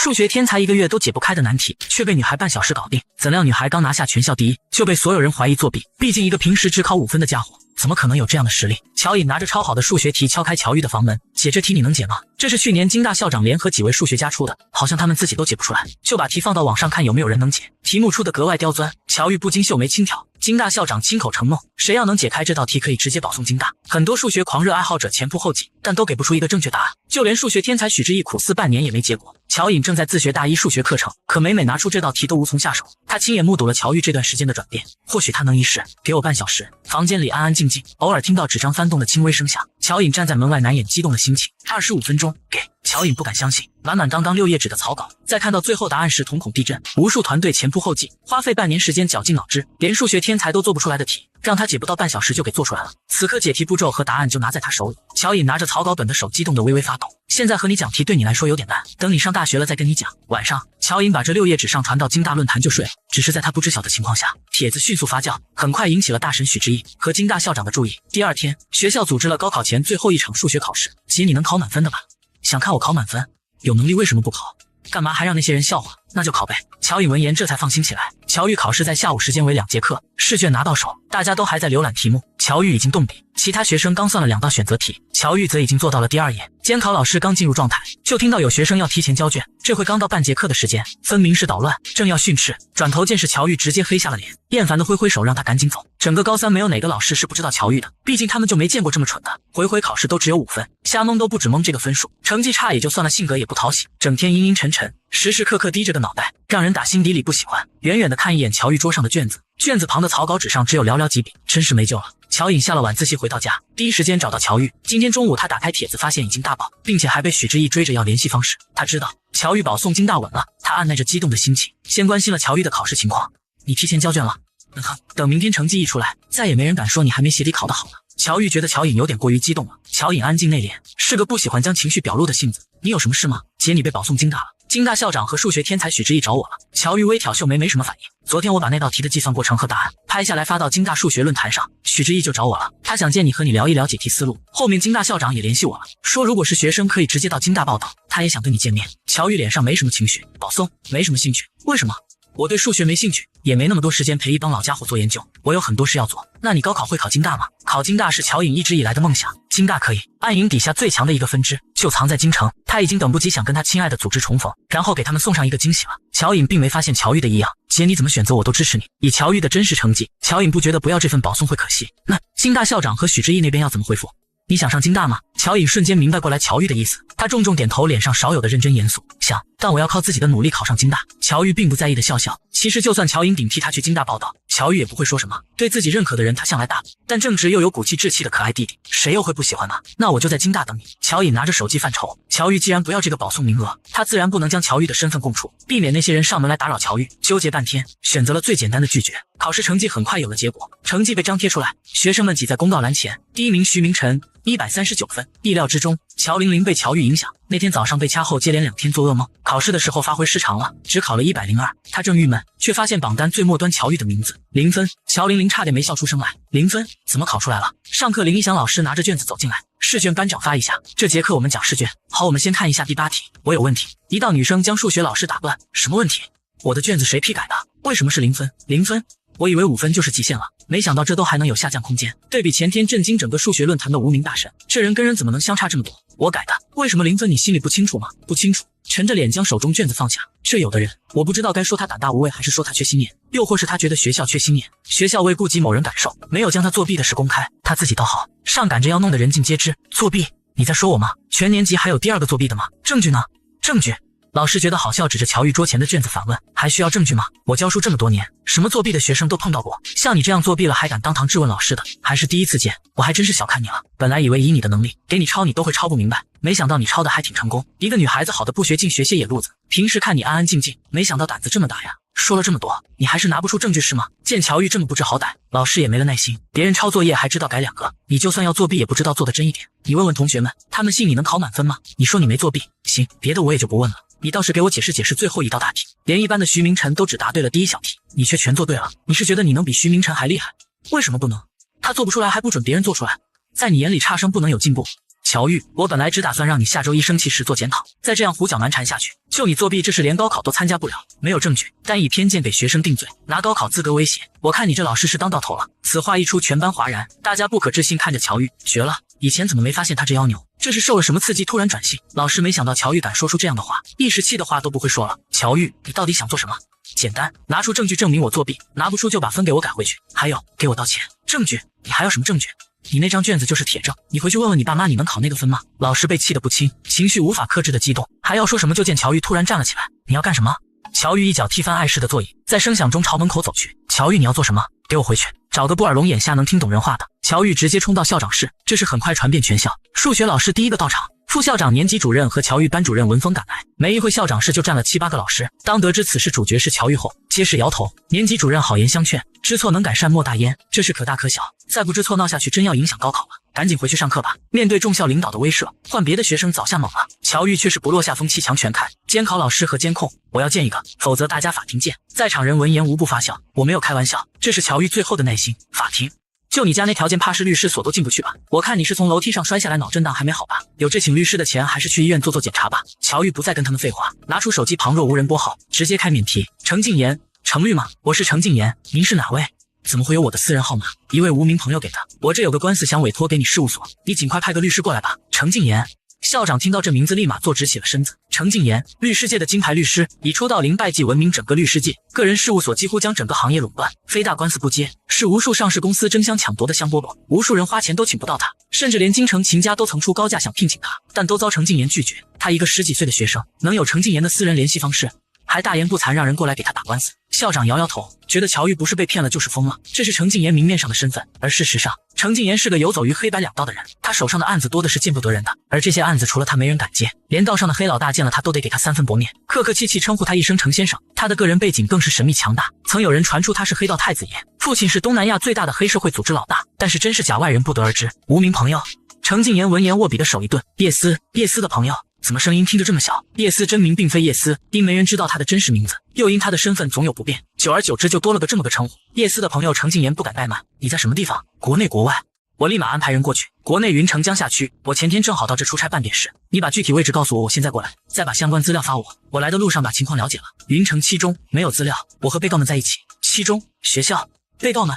如果无法保证自己的人身安全，我可以加派人手过来。职业行程，加上对方是叶思的朋友，程敬言根本想象不到他的委托人面对的其实是几个毫无战斗力的校领导。不用，你先跟我说一下具体情况。污蔑、诽谤、威胁、损害个人名誉，原告我。被告7中校领导。程敬言第一次接这种案子，这种小到根本到都不会到他事务所的官司，程敬言更不可能亲自经手过。可对方是叶思朋友，好，记得保证好自己的安全，在我没到之前不要和他们起不必要的争执。你有权保持沉默，我会尽快在45分钟内赶到。班主任看神经病似的看乔玉，觉得乔玉要么是上次脑子摔坏了，要么是把自己搞疯癫了，学电影里那些情节。现在起我们是原告与被告的关系，收起你们的校领导姿态，安分点，等着律师来，大家就都相安无事。看似提醒，实则警告。大家都觉得乔玉是疯了，你们大可以选择报警，或者我替你们报。说着，乔玉直接当面拨通了电话。刚刚那通电话，大家根本不信对方是什么律师，更不信乔玉真的能叫来人。但警察出现在学校可不是件小事，校长脸色立马变得难看起来。这位同学，你再敢胡闹下去，你信不信我开除你？王老师立马把这学生家长叫来。不等班主任通知乔玉家长，校长是先迎来一位不速之客，来人脚底生风，直接走了进来。这么多人在呢，这是开什么大会？校长定睛一看，脸色又是一变，忙里忙慌从办公桌里绕出来，比见到亲爹还激动。哟，封市长您怎么来了？几乎是小跑着到封腾面前握手，不料封腾根本没接他的手，像阵风似的径直绕过他，快步走向乔玉。乔小姐。乔玉垂眸看了眼这朵向日葵，没跟他握。封腾毫不在意，把手收回，脸上笑容不减反增。乔小姐，我姓封，叫封腾，是咱们云城市市长。乔玉心情不好，只看他一眼，没过多理会。封腾的突然降临让在场几人都又惊又喜，还没准备好迎接，就让那一句几乎是现好的乔小姐弄懵。封市长，您认识这位同学？校长隐隐感觉不妙起来，心里咯噔一下，有点慌了。乔小姐是我封家的座上宾。校长傻了眼，只觉大脑嗡一声，什么？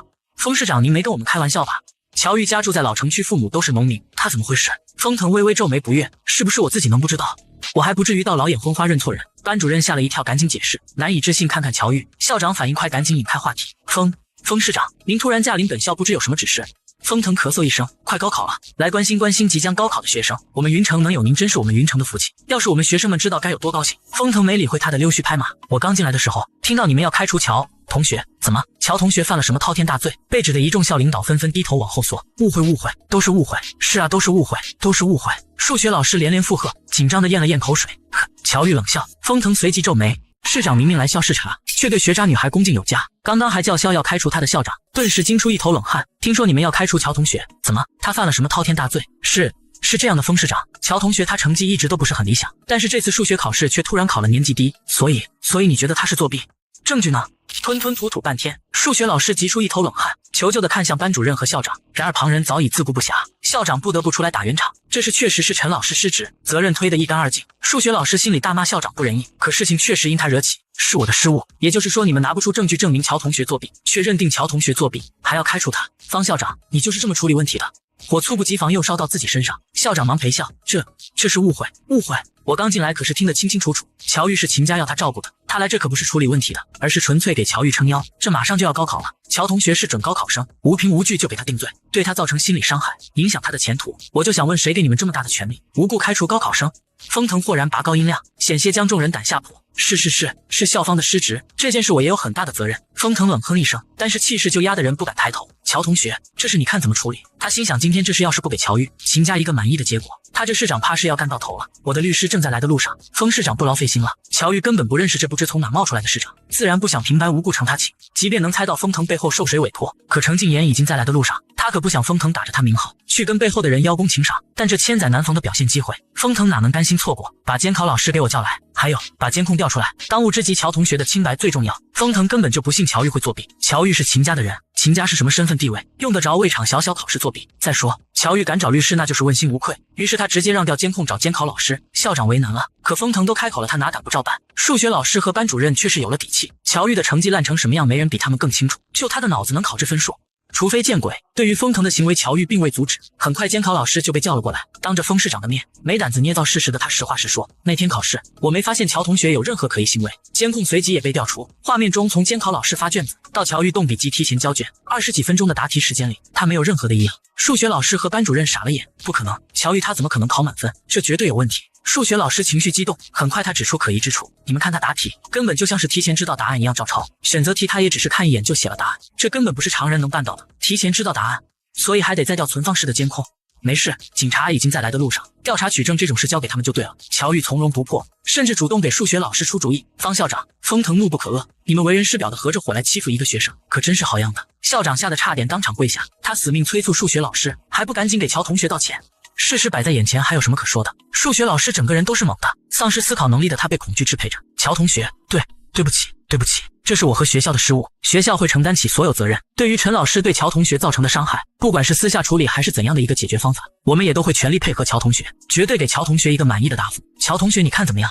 校长哪能看不明白？封腾是一切以乔玉的意思为主，他实在好奇乔玉究竟什么来头，一个学生竟能让封腾这般姿态。吓得失语的数学老师一个劲道歉，此刻的心情用死到临头来形容都不为过。然而面对校长和数学老师的求情，乔玉丝毫不为所动。怎么处理和我的律师说吧。众人顺着他的视线看去，就见一个西装革履的年轻男子走了进来。男子不苟言笑，气质有股文人的书生气，可再仔细看，又有股肃杀之气。显然这就是乔玉口中他的律师。这位是……封腾一眼看出对方不是普通人，金研事务所程敬言，是这位同学的委托律师。金研事务所，程敬言。封腾顿时满脸惊讶，这号人物他怎么会不熟悉？曾有人故意在他背后使绊子，致使他深陷舆论风波。他当时又是托关系又是出钱，想找程敬言帮自己打官司，费了好一番心思，好不容易拿到程敬言的联系方式，结果连面都没见到，直接让程敬言嫌官司太小给拒绝了。而这位有钱都请不动的大神，此刻却出现在他面前，还成了乔玉的委托律师。考试作弊，这官司很大。封腾表示不理解，即便是秦家委托，他也不能亲自来吧。然而不等他理解，程敬言人已经走到乔玉跟前，怎么称呼？乔玉，乔小姐希望我没有来迟，有点但不影响。眼前的是熟人，乔玉下意识这么回了程敬言一句，全然忘了自己此刻是乔玉不是血液。好在程敬言也没说什么。好的，接下来的事情请放心交给我。眼见乔玉真的叫来了律师，光是市长就让校长和众领导难以招架。数学老师的承受能力已经到了极限，校长这下是彻底傻眼了，他觉得他要和数学老师一样提前退休了。程敬言打官司，别说对方的委托人了，只要他超常发挥，对面的律师他都能送进去。校长只觉明天一觉起来，辛苦经营了20几年的期中怕是要没了，他这回是真的怕了。而这还不够，没等校长缓口气，警察又来了。看着这满屋子乔玉的人，校长已是汗流浃背，于是他不再挣扎，直接低声下气和自己学生求起情来，就差一把鼻涕一把泪，讲述自己一路走来有多不容易了。其他校领导纷纷跟着，一时间整个校长室只听到此起彼伏的求情声，和半个多小时前围攻乔玉全然是另一副景象。即便有心理准备，程敬言也哭笑不得，这实在考验他的专业能力，帮学生打一场考试作弊的官司，这要是让同行知道该是怎样的精彩反应。这位被告，请离我的委托人远一点。程敬言尽职尽责将乔玉挡在身后，损害学校利益的从来不是你们眼里所谓的差生，而是你们这些不辨是非、毫无责任心的害虫。教书育人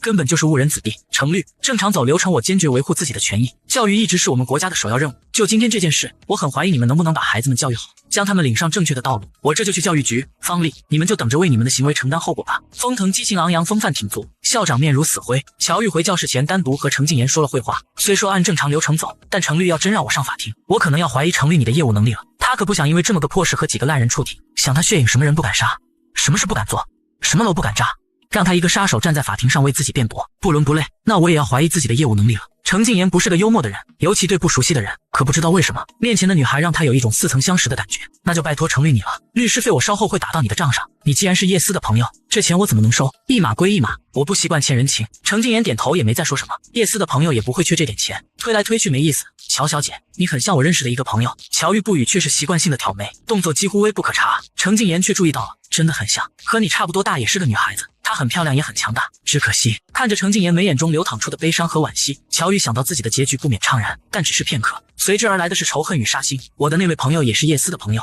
他出了事，叶思因此疯了挺久。他既然把我介绍给你，想必和你关系非比寻常。如果可以，希望你能和叶思多聊聊，别让他冲动做事。看着面前和血影哪不像，却莫名给他一种血影的熟悉感的乔玉，尤其是眼神，程静言觉得可能是缘分。血影死了，却出现了一个和血影神似的女孩，这对他和叶思来说也算是一种安慰吧。风腾这时出来，先和乔玉打个招呼，而后再次和程静言握手，厚着脸皮要了张程静言的名片，如获至宝塞进口袋。乔小姐，我受秦先生嘱托，希望我的突然到来没有吓到你。秦先生，程静言微有诧异的看了看乔玉，能让堂堂市长这般姿态的，估计全天下就只有京城秦家的那位秦先生了。乔玉早猜到是这样，只是他没猜到这位秦先生并非秦逸琛，而是秦寒。何况伸手不打笑脸人，有劳封市长走这一趟了，严重了，严重了，应该的。风腾此刻心情比中了几百万还高兴，为了能够时刻照看到乔玉，他早早在学校里安排了人，有任何风吹草动他都能第一时间知道。目前来看效果显著，乔小姐以后遇到任何问题可以随时找我，千万别跟我客气。成功递出自己的名片，还有随时欢迎乔小姐到我家里做客。徐明晨在去老师办公室拿资料的路上，碰到了下楼往学校外走的风腾。风叔叔，徐明晨父亲是副市长，两家关系一直维系的挺好。徐明晨一直敬重风腾，不过两家的孩子却是互看不顺眼。明晨啊，风腾心情好的不得了，笑哈哈走过来拍拍徐明晨肩膀。风叔叔，您怎么会来我学校？是查工作吗？对，工作。我记得明晨你也高三，那你认不认识？风腾话说一半想到什么卡住了，认识谁？没事没事，没谁。他本想让徐明晨替他照顾乔玉，都是同龄人又是同学，但若是徐明晨攀上乔玉，他就会从市长变成副市长。好险，差点自己断了自己的前程。况且自己就有个儿子，虽然不着调哪都不行，但只要能讨到乔玉欢心就行。然而此时风腾还不知道，他那受了霍少吩咐的儿子正在满期中找乔玉。不说了，我赶着去教育局，你好好学习啊。同学们好，我是你们的校长方丽，在这里我要澄清一件事，本校高3、8班的乔玉同学，在昨天的数学考试中获得满分成绩，却被其数学老师判定为作弊。经过调查证明乔玉是属冤枉，现已将成绩修改，乔玉同学的真实成绩为150分。在此我代表个人与学校向乔玉同学郑重道歉。我是乔玉的数学老师陈。数学老师追着乔玉出教室后，无人看管的8班同学都想看看乔玉被喷成怎样一个狗血淋头，可等了一节课也没见乔玉灰头土脸回来，数学老师也不知去向。直至校长这则道歉广播响起，一个个都怀疑自己耳朵被猪啃了。特别是乔玉仅用20多分钟考了满分，这绝对是灵异事件。晚上，乔玉回到家就见门口停着辆小车，里面传出说话声。他一把推开院门，大厅赫然站着校长方丽和他那数学老师以及乔家4口，地上一堆昂贵的礼品，桌上还放着2个鼓鼓囊囊的牛皮纸袋，里面装着什么显而易见。小莹，你终于回来了，你赶紧的过来，我这有点听不明白，你跟爸说说怎么回事。乔父不停招手叫乔玉，一边再次请校长和老师坐下，脸上写满无措和紧张。他活了半辈子，见过身份最大的就是工地上的包工头，平时都是他让人呼来喝去，什么时候让校长提着礼品拿着钱低声下气的求过，就连一向尖酸刻薄的李丽莲都温柔了起来。没什么可说的，风腾的名片我还没扔，要么拿着你们的东西现在就走，要么我让风腾过来亲自请你们走。乔玉径直走进房间，一个眼神也没留下。乔家人被乔玉这态度和话惊了一跳，一时都没反应过来。校长和老师像抓救命稻草般抓着乔父的手，乔父回过神忙答应会帮忙。乔玉从小到大成绩差到离谱，他以前没少被叫去学校，想他40、50的一个中年男人，让那些年轻老师训得抬不起头，如今却让校长抓着手恭恭敬敬称呼乔先生。没经历过这种场面的乔父内心慌乱不安，总怕是不是乔玉闯了什么祸。乔玉洗完澡出来见人还没走，不悦皱起眉看向两人，就这一眼，校长和老师触电般立马放开乔父的手，那我们就先回去了，不打扰你们家休息了。两人几乎是落荒而逃，不料还没出庭院，就听乔玉要求带走东西，两人根本不敢说什么，麻溜的回去把一地的礼品提上，还有桌上的牛皮纸袋。你个死丫头，你知道里面装着什么吗？那里面装着10万块钱呢。乔玉懒得理他，回房间门一关，李丽莲哪能让他们又把钱带回去，赶紧追了出去。小姨，这到底是怎么回事？你跟爸重新说说。乔父其实听得很明白，只是他和大家一样，不相信乔玉能考这么高的分，更不信因为这么一件事，校长要亲自来跟他赔礼道歉。校长和老师那态度，让他觉得事情不可能这么简单。还有刚刚乔玉说的风腾是谁？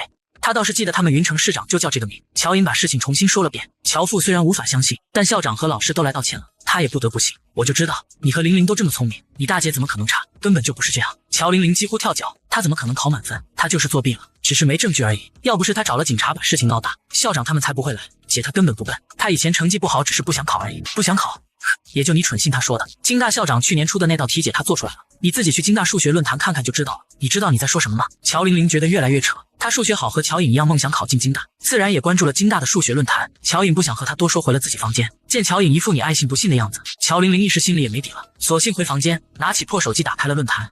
男人明明是世界顶级黑客，却被女孩上来就把防火墙击破，甚至还打开了对方摄像头。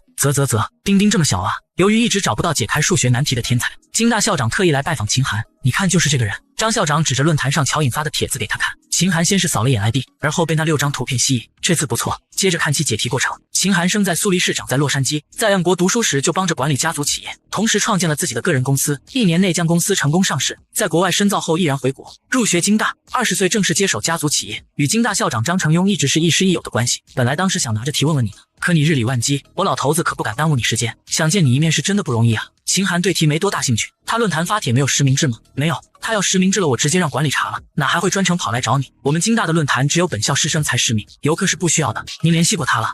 我和你师弟许之毅都联系过人家了，老头子我条件开得丰厚，可人家回了句不方便，就再没搭理我老头子了。你师弟都准备找黑客查人家 IP， 我寻思这样不太好，就来找你帮忙了。那你想我怎么找？你神通广大，随便从手底下找个技术人员帮我查查不就行了？这和许之毅找黑客有什么区别？张校长尴尬地扶了扶眼镜角，性质总归是不同的。秦寒也不说什么，把助手秦岩叫了过来。秦岩不仅仅是秦寒的助手，同时还是世界黑客排名第10的 Q， 这个身份并没有几个人知道。秦氏集团的安保系统几乎出自秦岩的手，让他这么一个电脑技术顶尖的黑客来查个小小的 IP 地址，着实是大材小用啊。这得多久啊？他发帖那天我正好头疼的老毛病犯了，吃了药在家躺了1天，没能第一时间联系人家，就怕对方觉得我不够诚意，所以拒绝和我见面。绝大多数的天才都是个性的，许之毅就是，很快3分钟之内搞定。秦岩打开电脑开始操作，张校长凑在一旁看着那些密密麻麻跳动的数据，他一个也不认识。秦岩经过一番操作，正要锁定对方 IP 地址时，屏幕上突然跳出一个红色感叹号，不停闪烁，这是什么？秦寒也听到动静，怎么了？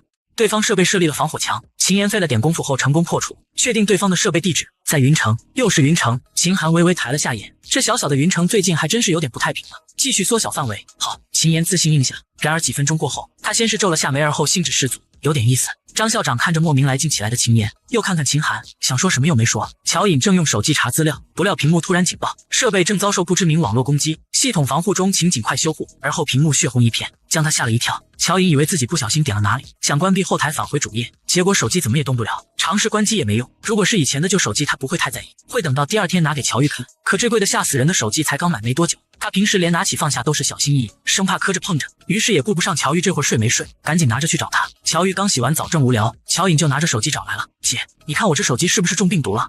乱点网址了。乔玉微一挑眉，我才没有看，刚在查学习资料，手机突然就这样了，是中病毒还是被攻击？乔玉作为世界第1黑客，哪能连这都分不清，就是想逗逗他。见乔玉脸部红心不跳，还有点想笑，乔颖窘迫的嘀咕，你一个女孩子说话还真是什么？乔颖可不想和自己姐姐聊这些。姐，我这手机怎么了？被人攻击了？谁啊？乔颖看了看自己诡异的手机屏及乔玉那快到让人眼花缭乱的操作，神色不由得紧张起来。他第一次碰到这种事，看看就知道了。这手机电脑刚买回来时，乔玉习惯性的给2个设备都设立了防火墙和反定位追踪器，当时更多的是无聊和职业病使然，并没想着有派上用场的一天，却不料这么快。这是无差别攻击还是不是？然而此时的秦家还没好。秦寒已经等了10几分钟了，只见秦岩眉头紧皱，神色异常凝重，额头不知何时已淌满了汗。一旁的张校长看看秦岩，看看电脑，一句话也不敢问，生怕打扰到秦岩。秦岩手速越来越快，房间里只听到键盘的噼啪声。对方发现我了，不但加固了防火墙，还破除了我的防火墙，而且我的设备被反追踪了。手上动作戛然而止，他忽然抬起头看向秦寒。与此同时，乔玉的电脑屏幕显示出一片路线图，中间有个红点在闪，这是哪儿？京城。对方想干什么？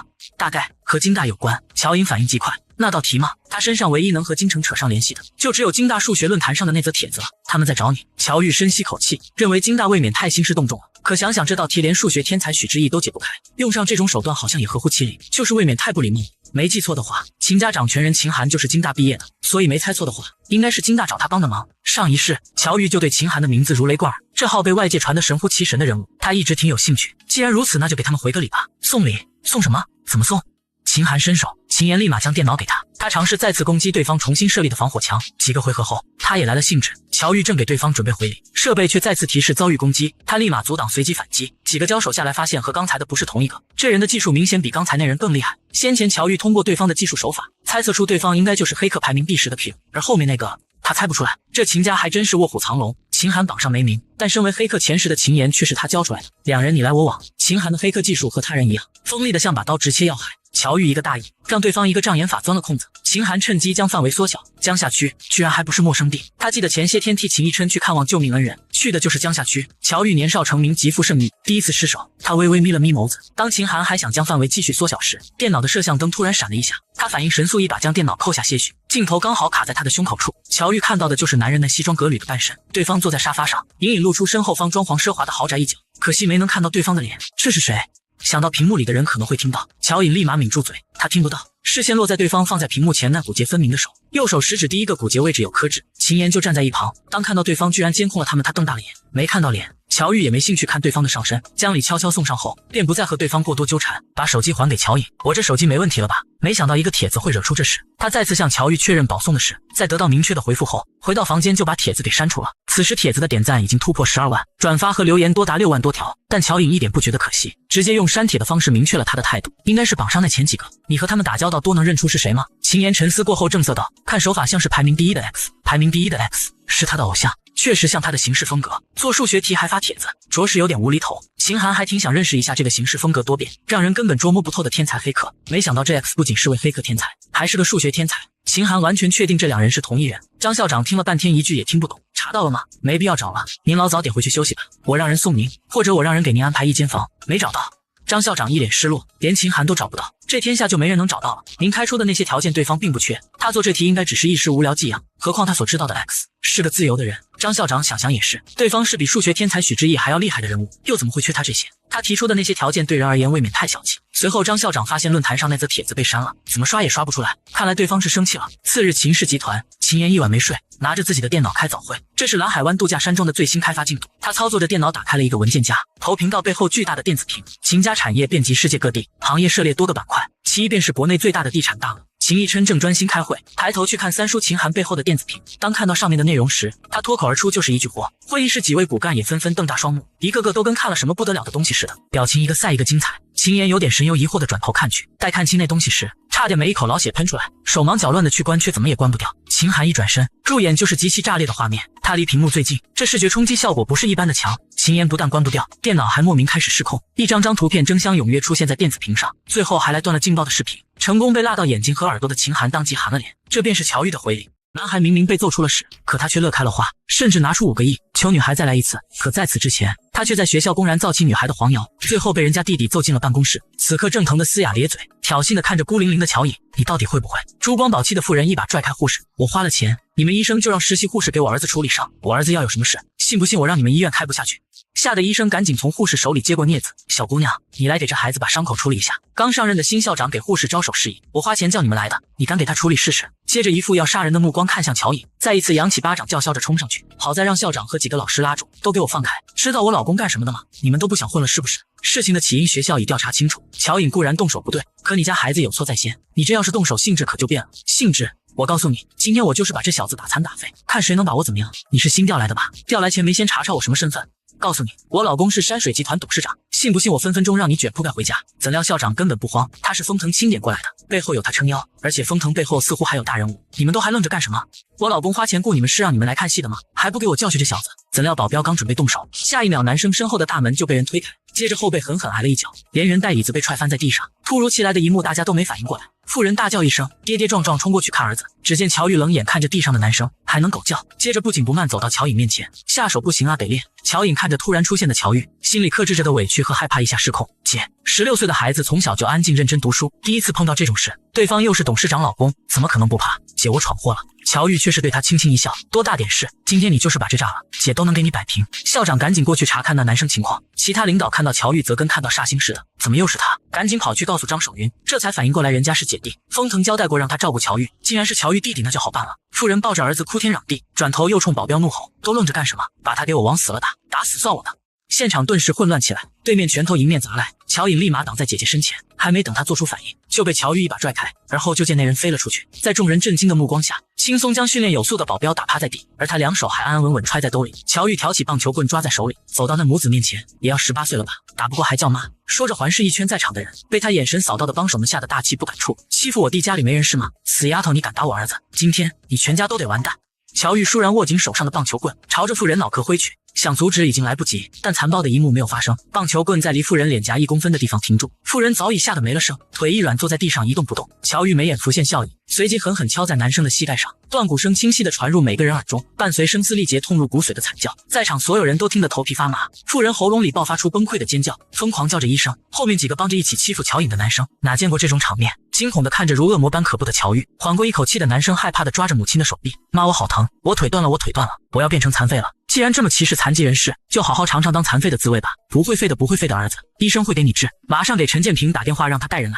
妇人猩红着眼癫狂地冲保镖喊，恨不得剥皮抽筋的眼神看回乔玉，我今天非要把你活活打死在这不可。我告诉你们，我老公认识道上的人，今天你们这里看戏的一个也别想跑掉。事情一下子闹大，此时校长心里已经没底。陈建平去年被评为云城市杰出企业家，就是封腾也得给他面子。现在他儿子被活活打成残废，还不得把学校拆了？即便封腾背后有人，他们也只会保乔玉姐弟，哪会管他的死活？今天能让他上岗，明天自然能让他下岗。然而此时乔玉却笑了，道上的，说来听听，我看看认不认识。死到临头了还敢说大话，一会儿怎么死的你都不知道。妇人死死咬牙，如果不是打不过他早就冲上去了，不想和你儿子一样就给老子小心点说话，老子脾气不好。见妇人老实了，乔玉转头对校长道，封腾安排你来的，给他打电话。正不知怎么办的校长一听这话，想也没想掏出手机开始打电话，完全没注意到乔玉竟直呼封腾大名，封市长。乔玉伸手将手机要了过来，封市长是我弟在学校里让几个学生打了，对方家长有钱有势，带人来学校说要弄死我和我弟，您看这是怎么处理？他直接打开免提，在场所有人就听那边的封腾拍而起，岂有此理，在我管辖的地方竟然还有这种黑社会，简直无法无天。乔小姐你怎么样，有没有事？你现在在哪儿？我马上派人赶过去保证你和令弟的安全，我现在就过来，我倒要看看对方什么来头，敢这么目无王法。她说她老公是山水集团董事长，道上也有关系。乔玉说完，封腾皱了皱眉，地上的妇人听到那边封腾的沉默，冷笑一声，现在知道你惹的是什么人了吧？我告诉你迟了，就是封腾见了我老公都得给面子，而乔颖此时已经不再关注自己姐姐，为什么会和市长这样遥不可及的大官认识，还被市长恭恭敬敬称呼乔小姐。她屏住呼吸，紧紧盯着乔玉手里的手机，害怕全家被他一人给拖累。不料封腾沉默2秒过后不屑哼道，哼山水集团，陈建平最好没有伤害乔小姐和你的家人，否则我看他和他的公司事都不想要了。乔小姐你等着我这就过来，这么点事就不劳你亲自跑这一趟了。你给这位陈董事长打个电话，如果不好办，就再给姓秦的打个电话。既然秦一琛这么懂事，让封腾关照他，乔玉自然不会跟他客气，他又不缺心眼。再者秦家还不打招呼就入侵了乔颖手机，让乔玉当时心情挺不爽的。姓秦的，封腾听得心一抖，手机差点脱手。这乔玉和秦家到底什么关系？竟然敢管秦寒叫姓秦的。刚听到对方是山水集团陈建平，封腾确实有点难办。如果可以，他自然谁都不想得罪。现在看来，一个山水集团算个屁。还有，我弟让他们打了，没事最好，有事我不确定我会做出什么，我先跟你说一声，大家好有个准备。乔玉随即挂断电话，把能叫上的人都叫上。别说我欺负你，你别高兴得太早，不管你背后是封腾还是谁，今天哪怕是倾家荡产，弄不死你我跟你姓。妇人仗着家里有钱有势，平时横行霸道惯了，根本不知道怕。那就看看吧。陈建平来的比预料的还要快，带着2个保镖和助手火急火燎就闯了进来。妇人正心疼儿子哭哭啼啼，一见丈夫赶来，顿时气势汹汹，你儿子老婆都要让人打死了，你死哪儿去了你才来，赶紧的让人把这2人给我弄死。谁知下一刻就莫名来了丈夫响亮的一巴掌，这一巴掌不仅把妇人打懵了，在场的人也懵了。妇人不可置信傻在原地，随即发了疯似的要冲上去抓闹丈夫，你给我老实点，我儿子怎么样了？初步诊断是粉碎性骨折，具体怎么样需要到医院拍片才知道碎裂程度。陈建平一听，当即又甩了妇人一巴掌，我早警告过你，别再打着我的名号在外面不知天高地厚，人外有人天外有天，我今天终于被你个蠢货给害死了。要不是这蠢货他儿子这条腿根本不会断，学生打架能打多严重？顶多皮外伤，现在不但成了残废，连他和公司都可能要完蛋。看着疼到生不如死的儿子，陈建平努力控制住情绪。乔小姐是吗？抱歉，我代我儿子和我妻子向您和您的弟弟郑重道歉，对不起，是我没把人叫好。大水冲了龙王庙，您大人有大量，还请高抬贵手放我陈家一马，我陈某感激不尽。乔玉看一眼陈建平伸到眼前的手没动，陈建平只得悻悻收回手。见乔玉没受伤，暗暗抹了把汗。这会儿见乔颖伤的也不算严重，又是稍微松口气。您看，您想我怎么赔偿？您尽管开口，我一定不多说一句。你觉得我缺你那几个亿？陈建平一时哑口无言，沉思过后重新开口，我会给我儿子办转学，让他离开云城，再也不会出现在您和您弟弟面前。另外，我会让他跟全校说清楚是他挑事在先，绝不会对您弟弟造成任何不好的影响。另外，您还需要我怎么做？您尽管说。乔玉看向一旁傻眼的妇人，道个歉不过分吧？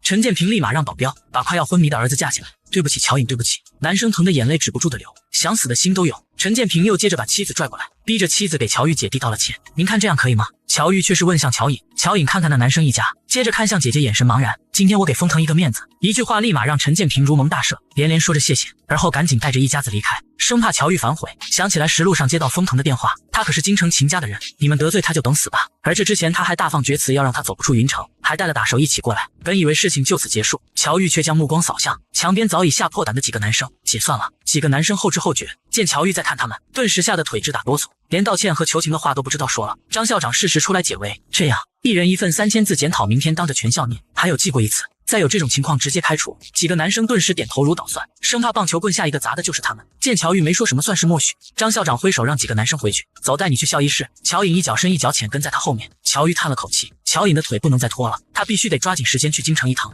女孩只是随手写下一张药方，竟免费拿下天价野山参，还得到医学天才的针灸包一套。老中医以为自己捡到了宝，殊不知眼前的女孩正是针灸包的主人，且那2根野山参也是前世的女孩随手赠予自己。乔玉拿着东西刚走出医馆，就见路中央围着一群人，只见一个老者倒在地上，这谁家老人？子女呢？他拨开人群走上前，只见老者四肢僵硬，手指不时伴着抽搐，嘴角也有歪斜的趋势，这是中风，麻烦都散开些，让空气流通。乔玉不疾不徐放下手里的东西，小姑娘你干什么？你不是这老人家属的话可不能乱碰，碰出问题要出人命的。乔玉却置若罔闻，扒开老人下眼皮看了看，接着2指探上老人的脉搏。哎呦，这小姑娘是个医生啊，哪有这么年轻的医生？医学院的学生吧，这么年轻就敢给人看病。乔玉诊断过后，从袋子里拿出针灸包，眼看那针要往老人脑袋上扎，一身腱子肉的大哥立即跳出来阻止。你干什么？乔玉轻松躲开对方伸来的手，扎进老人的百会穴。围观群众再次发出惊呼，不少吓得往后退，生怕自己受到连累。眼看对方还要继续第2针，男人再次出手阻止。虽是热心肠，但乔玉觉得实在碍事，于是当那大哥的手再次伸过来要拽他时，乔玉手里的银针一个翻转，扎了那大哥的虎口，速度太快，众人根本没看清发生了什么，就听那大哥莫名其妙痛叫一声，然后整条胳膊无力垂下，再加上脸上的惊恐，成功将众人吓得又退了好几步。这小姑娘刚对那小伙子做了什么？这小姑娘看着不像是乱来，就是这么年轻学艺能精吗？这针灸可不是西医扎针那么简单，我看她提那袋子是明善堂的，会不会是明老的徒弟？众人七嘴八舌讨论，几句话的功夫，等再仔细看去时，老人头上和手臂上已经扎了10几针，好几个在心里摇头，心道这小姑娘惹上大麻烦了。怎料老人面部已经缓和，歪斜的嘴角开始恢复正常，脑袋内钻心的疼痛渐渐褪去。张成庸睁开眼，看到蹲在自己身前一脸专注的女孩，小姑娘被说话了，这小姑娘也太厉害了，眼看着要中风的，几针下去居然没事了。几分钟后，乔玉开始收针，躺个3分钟再起来，而后走向那抱着胳膊疼的嗓子都喊哑了的肌肉大哥走去，细长的银针在男人脖子周围过了下，人瞬间就安静下来，仿佛什么事也没有，看得众人连连惊呼，眼神从怀疑到惊讶赞叹再到敬畏。年轻助理从人群挤进来，见到张成庸躺在地上吓了一跳，张校长。张成庸从要命的头疼中缓过来，被助手扶起后，赶紧让助手叫住走出一段距离的乔玉。怎么？他下意识以为助手要讹他。最后，乔玉坐上老人的车，来到了老人的家。老人热情将乔玉迎进家门，精神头十足。到家就吩咐保姆多做几个菜。路上助手已经知道了事情经过，可他信不过年纪轻轻的乔玉，于是劝说老人去医院检查。不用，我自己身体我自己清楚，我现在好得很。可助手还在说。张成庸怕乔玉听了会不高兴，于是脸一沉，成功让助手闭嘴。乔玉见此也不费口舌解释，拿过桌上的笔和纸写了起来，拿着这个药方去明善堂找明老抓药。小姑娘，你是明老什么人？我没听过他有什么女徒弟啊，普通朋友。张成庸眼睛不由得睁了睁，音量都高了几个度，震惊乔玉这么年轻居然能和明老成朋友。好，老头子我谢谢你了。张成庸将药方收好。小姑娘是本地人吗？看你年纪小还在上学吧？读几年级了？在哪个学校？高3，在云城读，还在高3了。小年纪就有这医术和施针的胆魄，真是后生可畏啊。张成庸对乔玉十分欣赏，那怎么跑京城来了？今天不是周末呀，找明老买点东西。乔玉实话实说。张成庸看一下桌子上乔玉那大袋的中药，马上要高考，想好考哪里没有？京大医学院有没有兴趣？然而张校长却不知，女孩就是他托秦寒苦苦找寻的答题者，只要你点头，我马上给你校长打电话。好意我心领了，京大我自己能考。两人正说着话，院子外进来一辆黑色迈巴赫，一位西装革履的男人走了进来。张校长，秦三爷来了。背对着门坐的乔玉微一挑眉，秦寒，稀客呀，今天这是刮的哪的风？怎么想起来看我老头子了？难道帮我找到人了？张校长时刻惦记那位不肯露面的数学天才，刚在这附近见了个客户，顺道过来看看您老人家。秦寒说着，让秦岩把带来的东西交给张校长的助手。没记错的话，下礼拜您孙女生日，给带了点小礼物。好，有心了。注意到沙发上不动如山的女生，您老有客人？这可不是客人，是我老头子的救命恩人。坐下说。秦寒上前几步，在张成庸身旁落座。是他，这不正是救了他小侄的小姑娘吗？只是他昨天不还在相隔千里的云城，而且还打断了一个男生的腿吗？今天怎么就出现在了京城，还坐在他老师家里？乔玉毫不避讳迎上男人目光，视线撞上的那一刻，秦寒想，看来他是认识自己的，不知道他看到自己会是什么反应。但女孩什么反应也没有，不感兴趣且冷淡的转开目光，端起桌上的水喝了起来。秦寒有点看不透了，秦岩安排人暗中保护这小姑娘，反被这小姑娘揪了出来，还被嘲讽秦家的钱都拿去请保镖了。如果这都说明不了，小姑娘是知道他们秦家和秦逸琛的，那么风腾受她的1、2次替她出面解决麻烦，她也该知道了。可她表现得完全不认识。秦寒手搭在腿上，手指有节奏的轻敲。乔玉的目光被那只手吸引，男人手掌很大，骨节分明，食指的第一个骨节上有颗小小的痣，和那晚电脑屏幕里看到的一模一样。喝水的动作微微放慢，目光在男人的胸口和腰腹上仔细对比。他确定那晚入侵乔颖手机的第2个人就是此刻面前的男人，有点意外。您刚说这位小姐是您的救命恩人，是出了什么事？我刚出门给我孙女买生日礼物，结果老毛病犯了，差点没缓过来，得亏这小姑娘给我扎了几针，要没碰到这小姑娘，我老头子这次可就危险了。扎针，懂针灸。一点，直觉上乔玉并不想和这个男人有过多牵扯，这人绝不是个简单的商人，我姓秦不知怎么称呼，真是看我这脑子，一直忘了问小姑娘你叫什么名字。乔玉，好名字。张成庸看乔玉是怎么看怎么喜欢，他笑着跟秦寒夸赞乔玉，你别看这小姑娘年纪小，那医术和胆魄了不得，将来前途必定不可限量。现在社会人心难测，乔小姐却敢对一个毫不相干的人仗义相助，还是位病人，果真是热心肠啊。秦寒话中有话，提醒他那晚救了秦逸琛有意试探，不料乔玉根本不按套路走，很少有人这么夸我。张成庸不知道这里面的事，继续热情地跟乔玉介绍起秦寒，这位是秦氏集团董事长，别看他年纪轻轻，经商手段可非常了得，他也是我最得意的学生，等你考进京大，你可得叫他声师哥。乔小姐在读书，准备考京大。乔玉是真不认识他也好，装不认识也罢，秦寒没打算提醒，更没打算揭穿。秦先生有什么好建议吗？秦寒微微笑着摇摇头，京大很好，祝乔小姐金榜题名。谢谢。小姑娘，真不考虑一下京大医学院？以你的本领和资质，将来必定能名满医学界，有一番大作为。想为医学院添砖加瓦的张成庸，不想放弃这么一颗好苗子。乔玉一时没回答。乔小姐有心仪的专业吗？数学还是医学？乔玉想了想，计算机不错。张成庸一脸心痛，计算机就业机会多，乔小姐毕业后如果感兴趣，可以来我公司，我公司正缺技术人员。秦寒纯粹替秦逸琛还恩情，到秦氏集团给秦寒打工。乔玉秀眉轻挑，你秦氏多高的门槛？他随便拿出个身份，都不比他集团董事长的身份差。不感兴趣，秦寒倒是不在意，反而对乔玉有了分欣赏。是我冒昧了，你不是冒昧，是大胆到异想天开。乔玉暗自腹诽，随即起身，饭我就不吃了，以后有机会再吃，这饭都要做好了。你这是赶着回云城？乔玉也不做解释，他之所以答应张成庸的热情邀约，仅仅是因为他的身份。在商场门口听到年轻助手那句张校长，他就推测出了张成庸的身份，他自己倒无所谓，只是乔颖将来也要考京大，于是他就顺手帮乔颖铺个路，走这一趟结识一下京大校长不亏。那既然你赶路，我也就不强留你了，留个联系方式行吗？不用，京大我一定会上，9月1号见。乔玉说完拒绝张成庸的相送，提上东西就走，身上那不骄不躁和骨子里透出来的自信与从容让张成庸十分欣赏。秦寒目送了乔玉一段距离，一垂眸发现了桌上的药方，他伸手拿起，纸上的字行云流水，这字迹有点眼熟，这是那小姑娘写给我的药方。秦寒拿着药方看了片刻，而后放下站起身，怎么你也要走？不陪我老头子吃个饭？改天我替您去送人。送人？送谁？张成庸莫名其妙，这时助手拿着手机过来，张校长学校那边打来电话，接过手机放到耳边，老张你快来，论坛上答题的那位天才出现了，人这会儿就在咱们学校。乔玉离开时看到了门口停着的黑色迈巴赫，走出几步的他忽然停了脚步，而后又折返回去，绕到车后看了看车牌，那天车里的是秦寒还是秦逸琛，或是两人都在？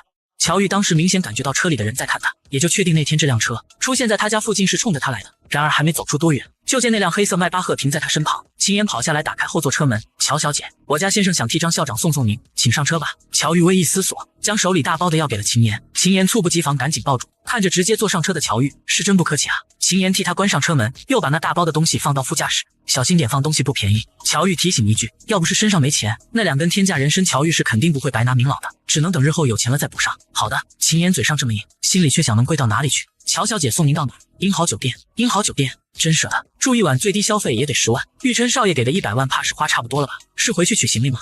乔玉懒得多解释，秦寒却看出了乔玉的敷衍。乔小姐专程跑京城来买这么多药，是家里有病人？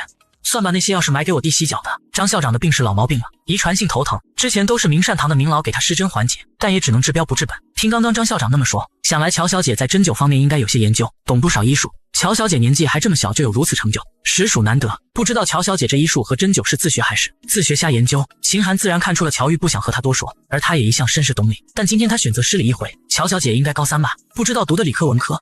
对计算机很感兴趣。不料乔玉对他来一句，秦先生对我很感兴趣。秦寒哑然失笑，之前多次听秦逸琛说这小姑娘很特别，他还觉得秦逸琛是对乔玉有滤镜，现在看来是他浅薄了。这小姑娘确实特别，虽然有些唐突，但如果我说是，乔小姐会替我解答吗？不会，但我想听你问。秦寒尾音微微挑起拉长，好奇你心里对我有多少疑问。乔玉哪能察觉不出秦寒在旁敲侧击，是刚得知自己救了秦逸琛，还是也认出了那晚和他交手的人是自己？就算认出来了，一个黑客而已。至于他堂堂秦氏集团董事长这么大费周章，秦寒没想到乔玉会直接问，气氛忽然变得凌厉起来。秦岩察觉出气氛不对劲，然而不等他回头看，一辆跑车像支利箭般在他们车子旁边停下，刹车声格外刺耳。哎，我！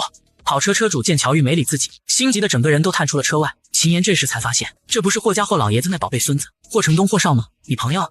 乔玉瞥一眼，激动的恨不得从车里跳出来的霍成东，我，你还记得我吗？是我。霍成东不敢相信会在京城碰到乔玉，不认识。乔玉直接把车玻璃升了上去，我，上次在云城你赢了我300万，还记不记得？副驾驶的车窗没关严，留着不小的缝。霍成东的话车里的3人听得一清二楚，怎料乔玉一脸若无其事，一副根本不认识霍成东的样子。霍成东急了，不顾后车的喇叭声，硬是把车往后倒了倒，刚伸出手要去敲乔玉的车窗，不料绿灯这时亮起，黑色迈巴赫一脚油门走了。霍成东气到大骂，并没发现黑色迈巴赫里的男人，没错是他呀，他怎么不理我呀？是没认出我来。虽说乔玉人瘦了很多，也漂亮了很多，他刚看到的时候也不敢认，但他确定那车里的就是上次拿个破本田跟他飙车，结果飙赢了他的女生。黑色迈巴赫在英豪酒店门口停下，乔小姐不介意的话，可以让我助手随你一同上去取行李，一会儿我送你去机场。乔玉皮笑肉不笑，秦先生还真是热心，应该的，不用了，我今晚住这，明天才走。乔玉也不再跟他装，不料秦寒一点不意外，反倒顺杆往上爬。那我能请乔小姐吃个便饭吗？我减肥。秦寒笑笑只得作罢。乔玉下了车，接过秦岩手里大包的药，却见另一边的秦寒跟着下了车，修长的2指夹着张黑金名片递过来。乔小姐如果有需要帮忙的地方可以联系我。秦寒的名片可谓千金难求一张。乔玉盯着那张名片看了会，而后抬眸，既然是秦先生的心意，我就不推辞了。他将名片收下，转身进了酒店。回去的车上，秦岩解释，三爷，刚刚那辆跑车上的是霍家的小少爷霍成东，后座男人十指相扣，闭目养神，半晌才慢悠悠回了句恩。次日一早，乔玉登上了返回云城的飞机，而与此同时的京大，听说了吗？论坛上那位比许大神还牛逼的数学天才，昨天现身咱们京大了，真的假的？从哪儿听来的？我怎么一点风声没听到？靠谱吗？千真万确，副校长亲自接待的，没多久校长就过来了，那叫一个激动，还是个漂亮妹子，重点是人家才高3，而且我听说她只用了2个月，就把这道困扰许大神半年的题给解开了。学校新闻社的已经去了。此时学校一家优雅安静的咖啡厅里，许知意少有的走出实验室，坐在这喝咖啡，而坐在许知意对面的女生一袭白裙，正是乔玲玲。草稿真的找不到了吗？许知意不死心的再次跟乔玲玲确认，抱歉，草稿太多了，堆在家里太占地方，就全扔了。我有个不情之请，既然你已经保送京大，不用回去高考了，能不能留下来，以你的解题思路重新写一个详细的解题过程？学校需要用它给学生讲课，我也很需要它。乔玲玲表现的为难，我考虑考虑吧，这工程太大了，解这道题花了我整整2个月的时间，实在让我精疲力尽，不怕许师哥你笑话。我现在看到这道题都有不适的生理反应。昨天如愿拿到京大保送的乔玲玲已经改口称呼许知意为许师哥了，我能理解，那我等你回复。乔玲玲暗松口气，找话题继续跟许知意聊。许师哥有什么兴趣爱好吗？我只对数学感兴趣，除了吃饭睡觉，大多睡觉都在实验室，那会不会很枯燥很累啊？怎么会我喜欢数学？许知意随即反问，你觉得数学枯燥乏味吗？当然不会，我和许师哥你一样最喜欢数学了。那个许师哥你有女？乔玲玲看着许知意帅气的面庞，一脸娇羞，刚要把心里的话问出来，就见对面的许知意2口把咖啡喝完。我有道题一直没找到更好的解题思路，能找你帮帮忙吗？我。乔玲玲一愣，是啊，你比我厉害，肯定会有更好的解题思路，方便吗？做贼心虚的乔玲玲一下子傻了。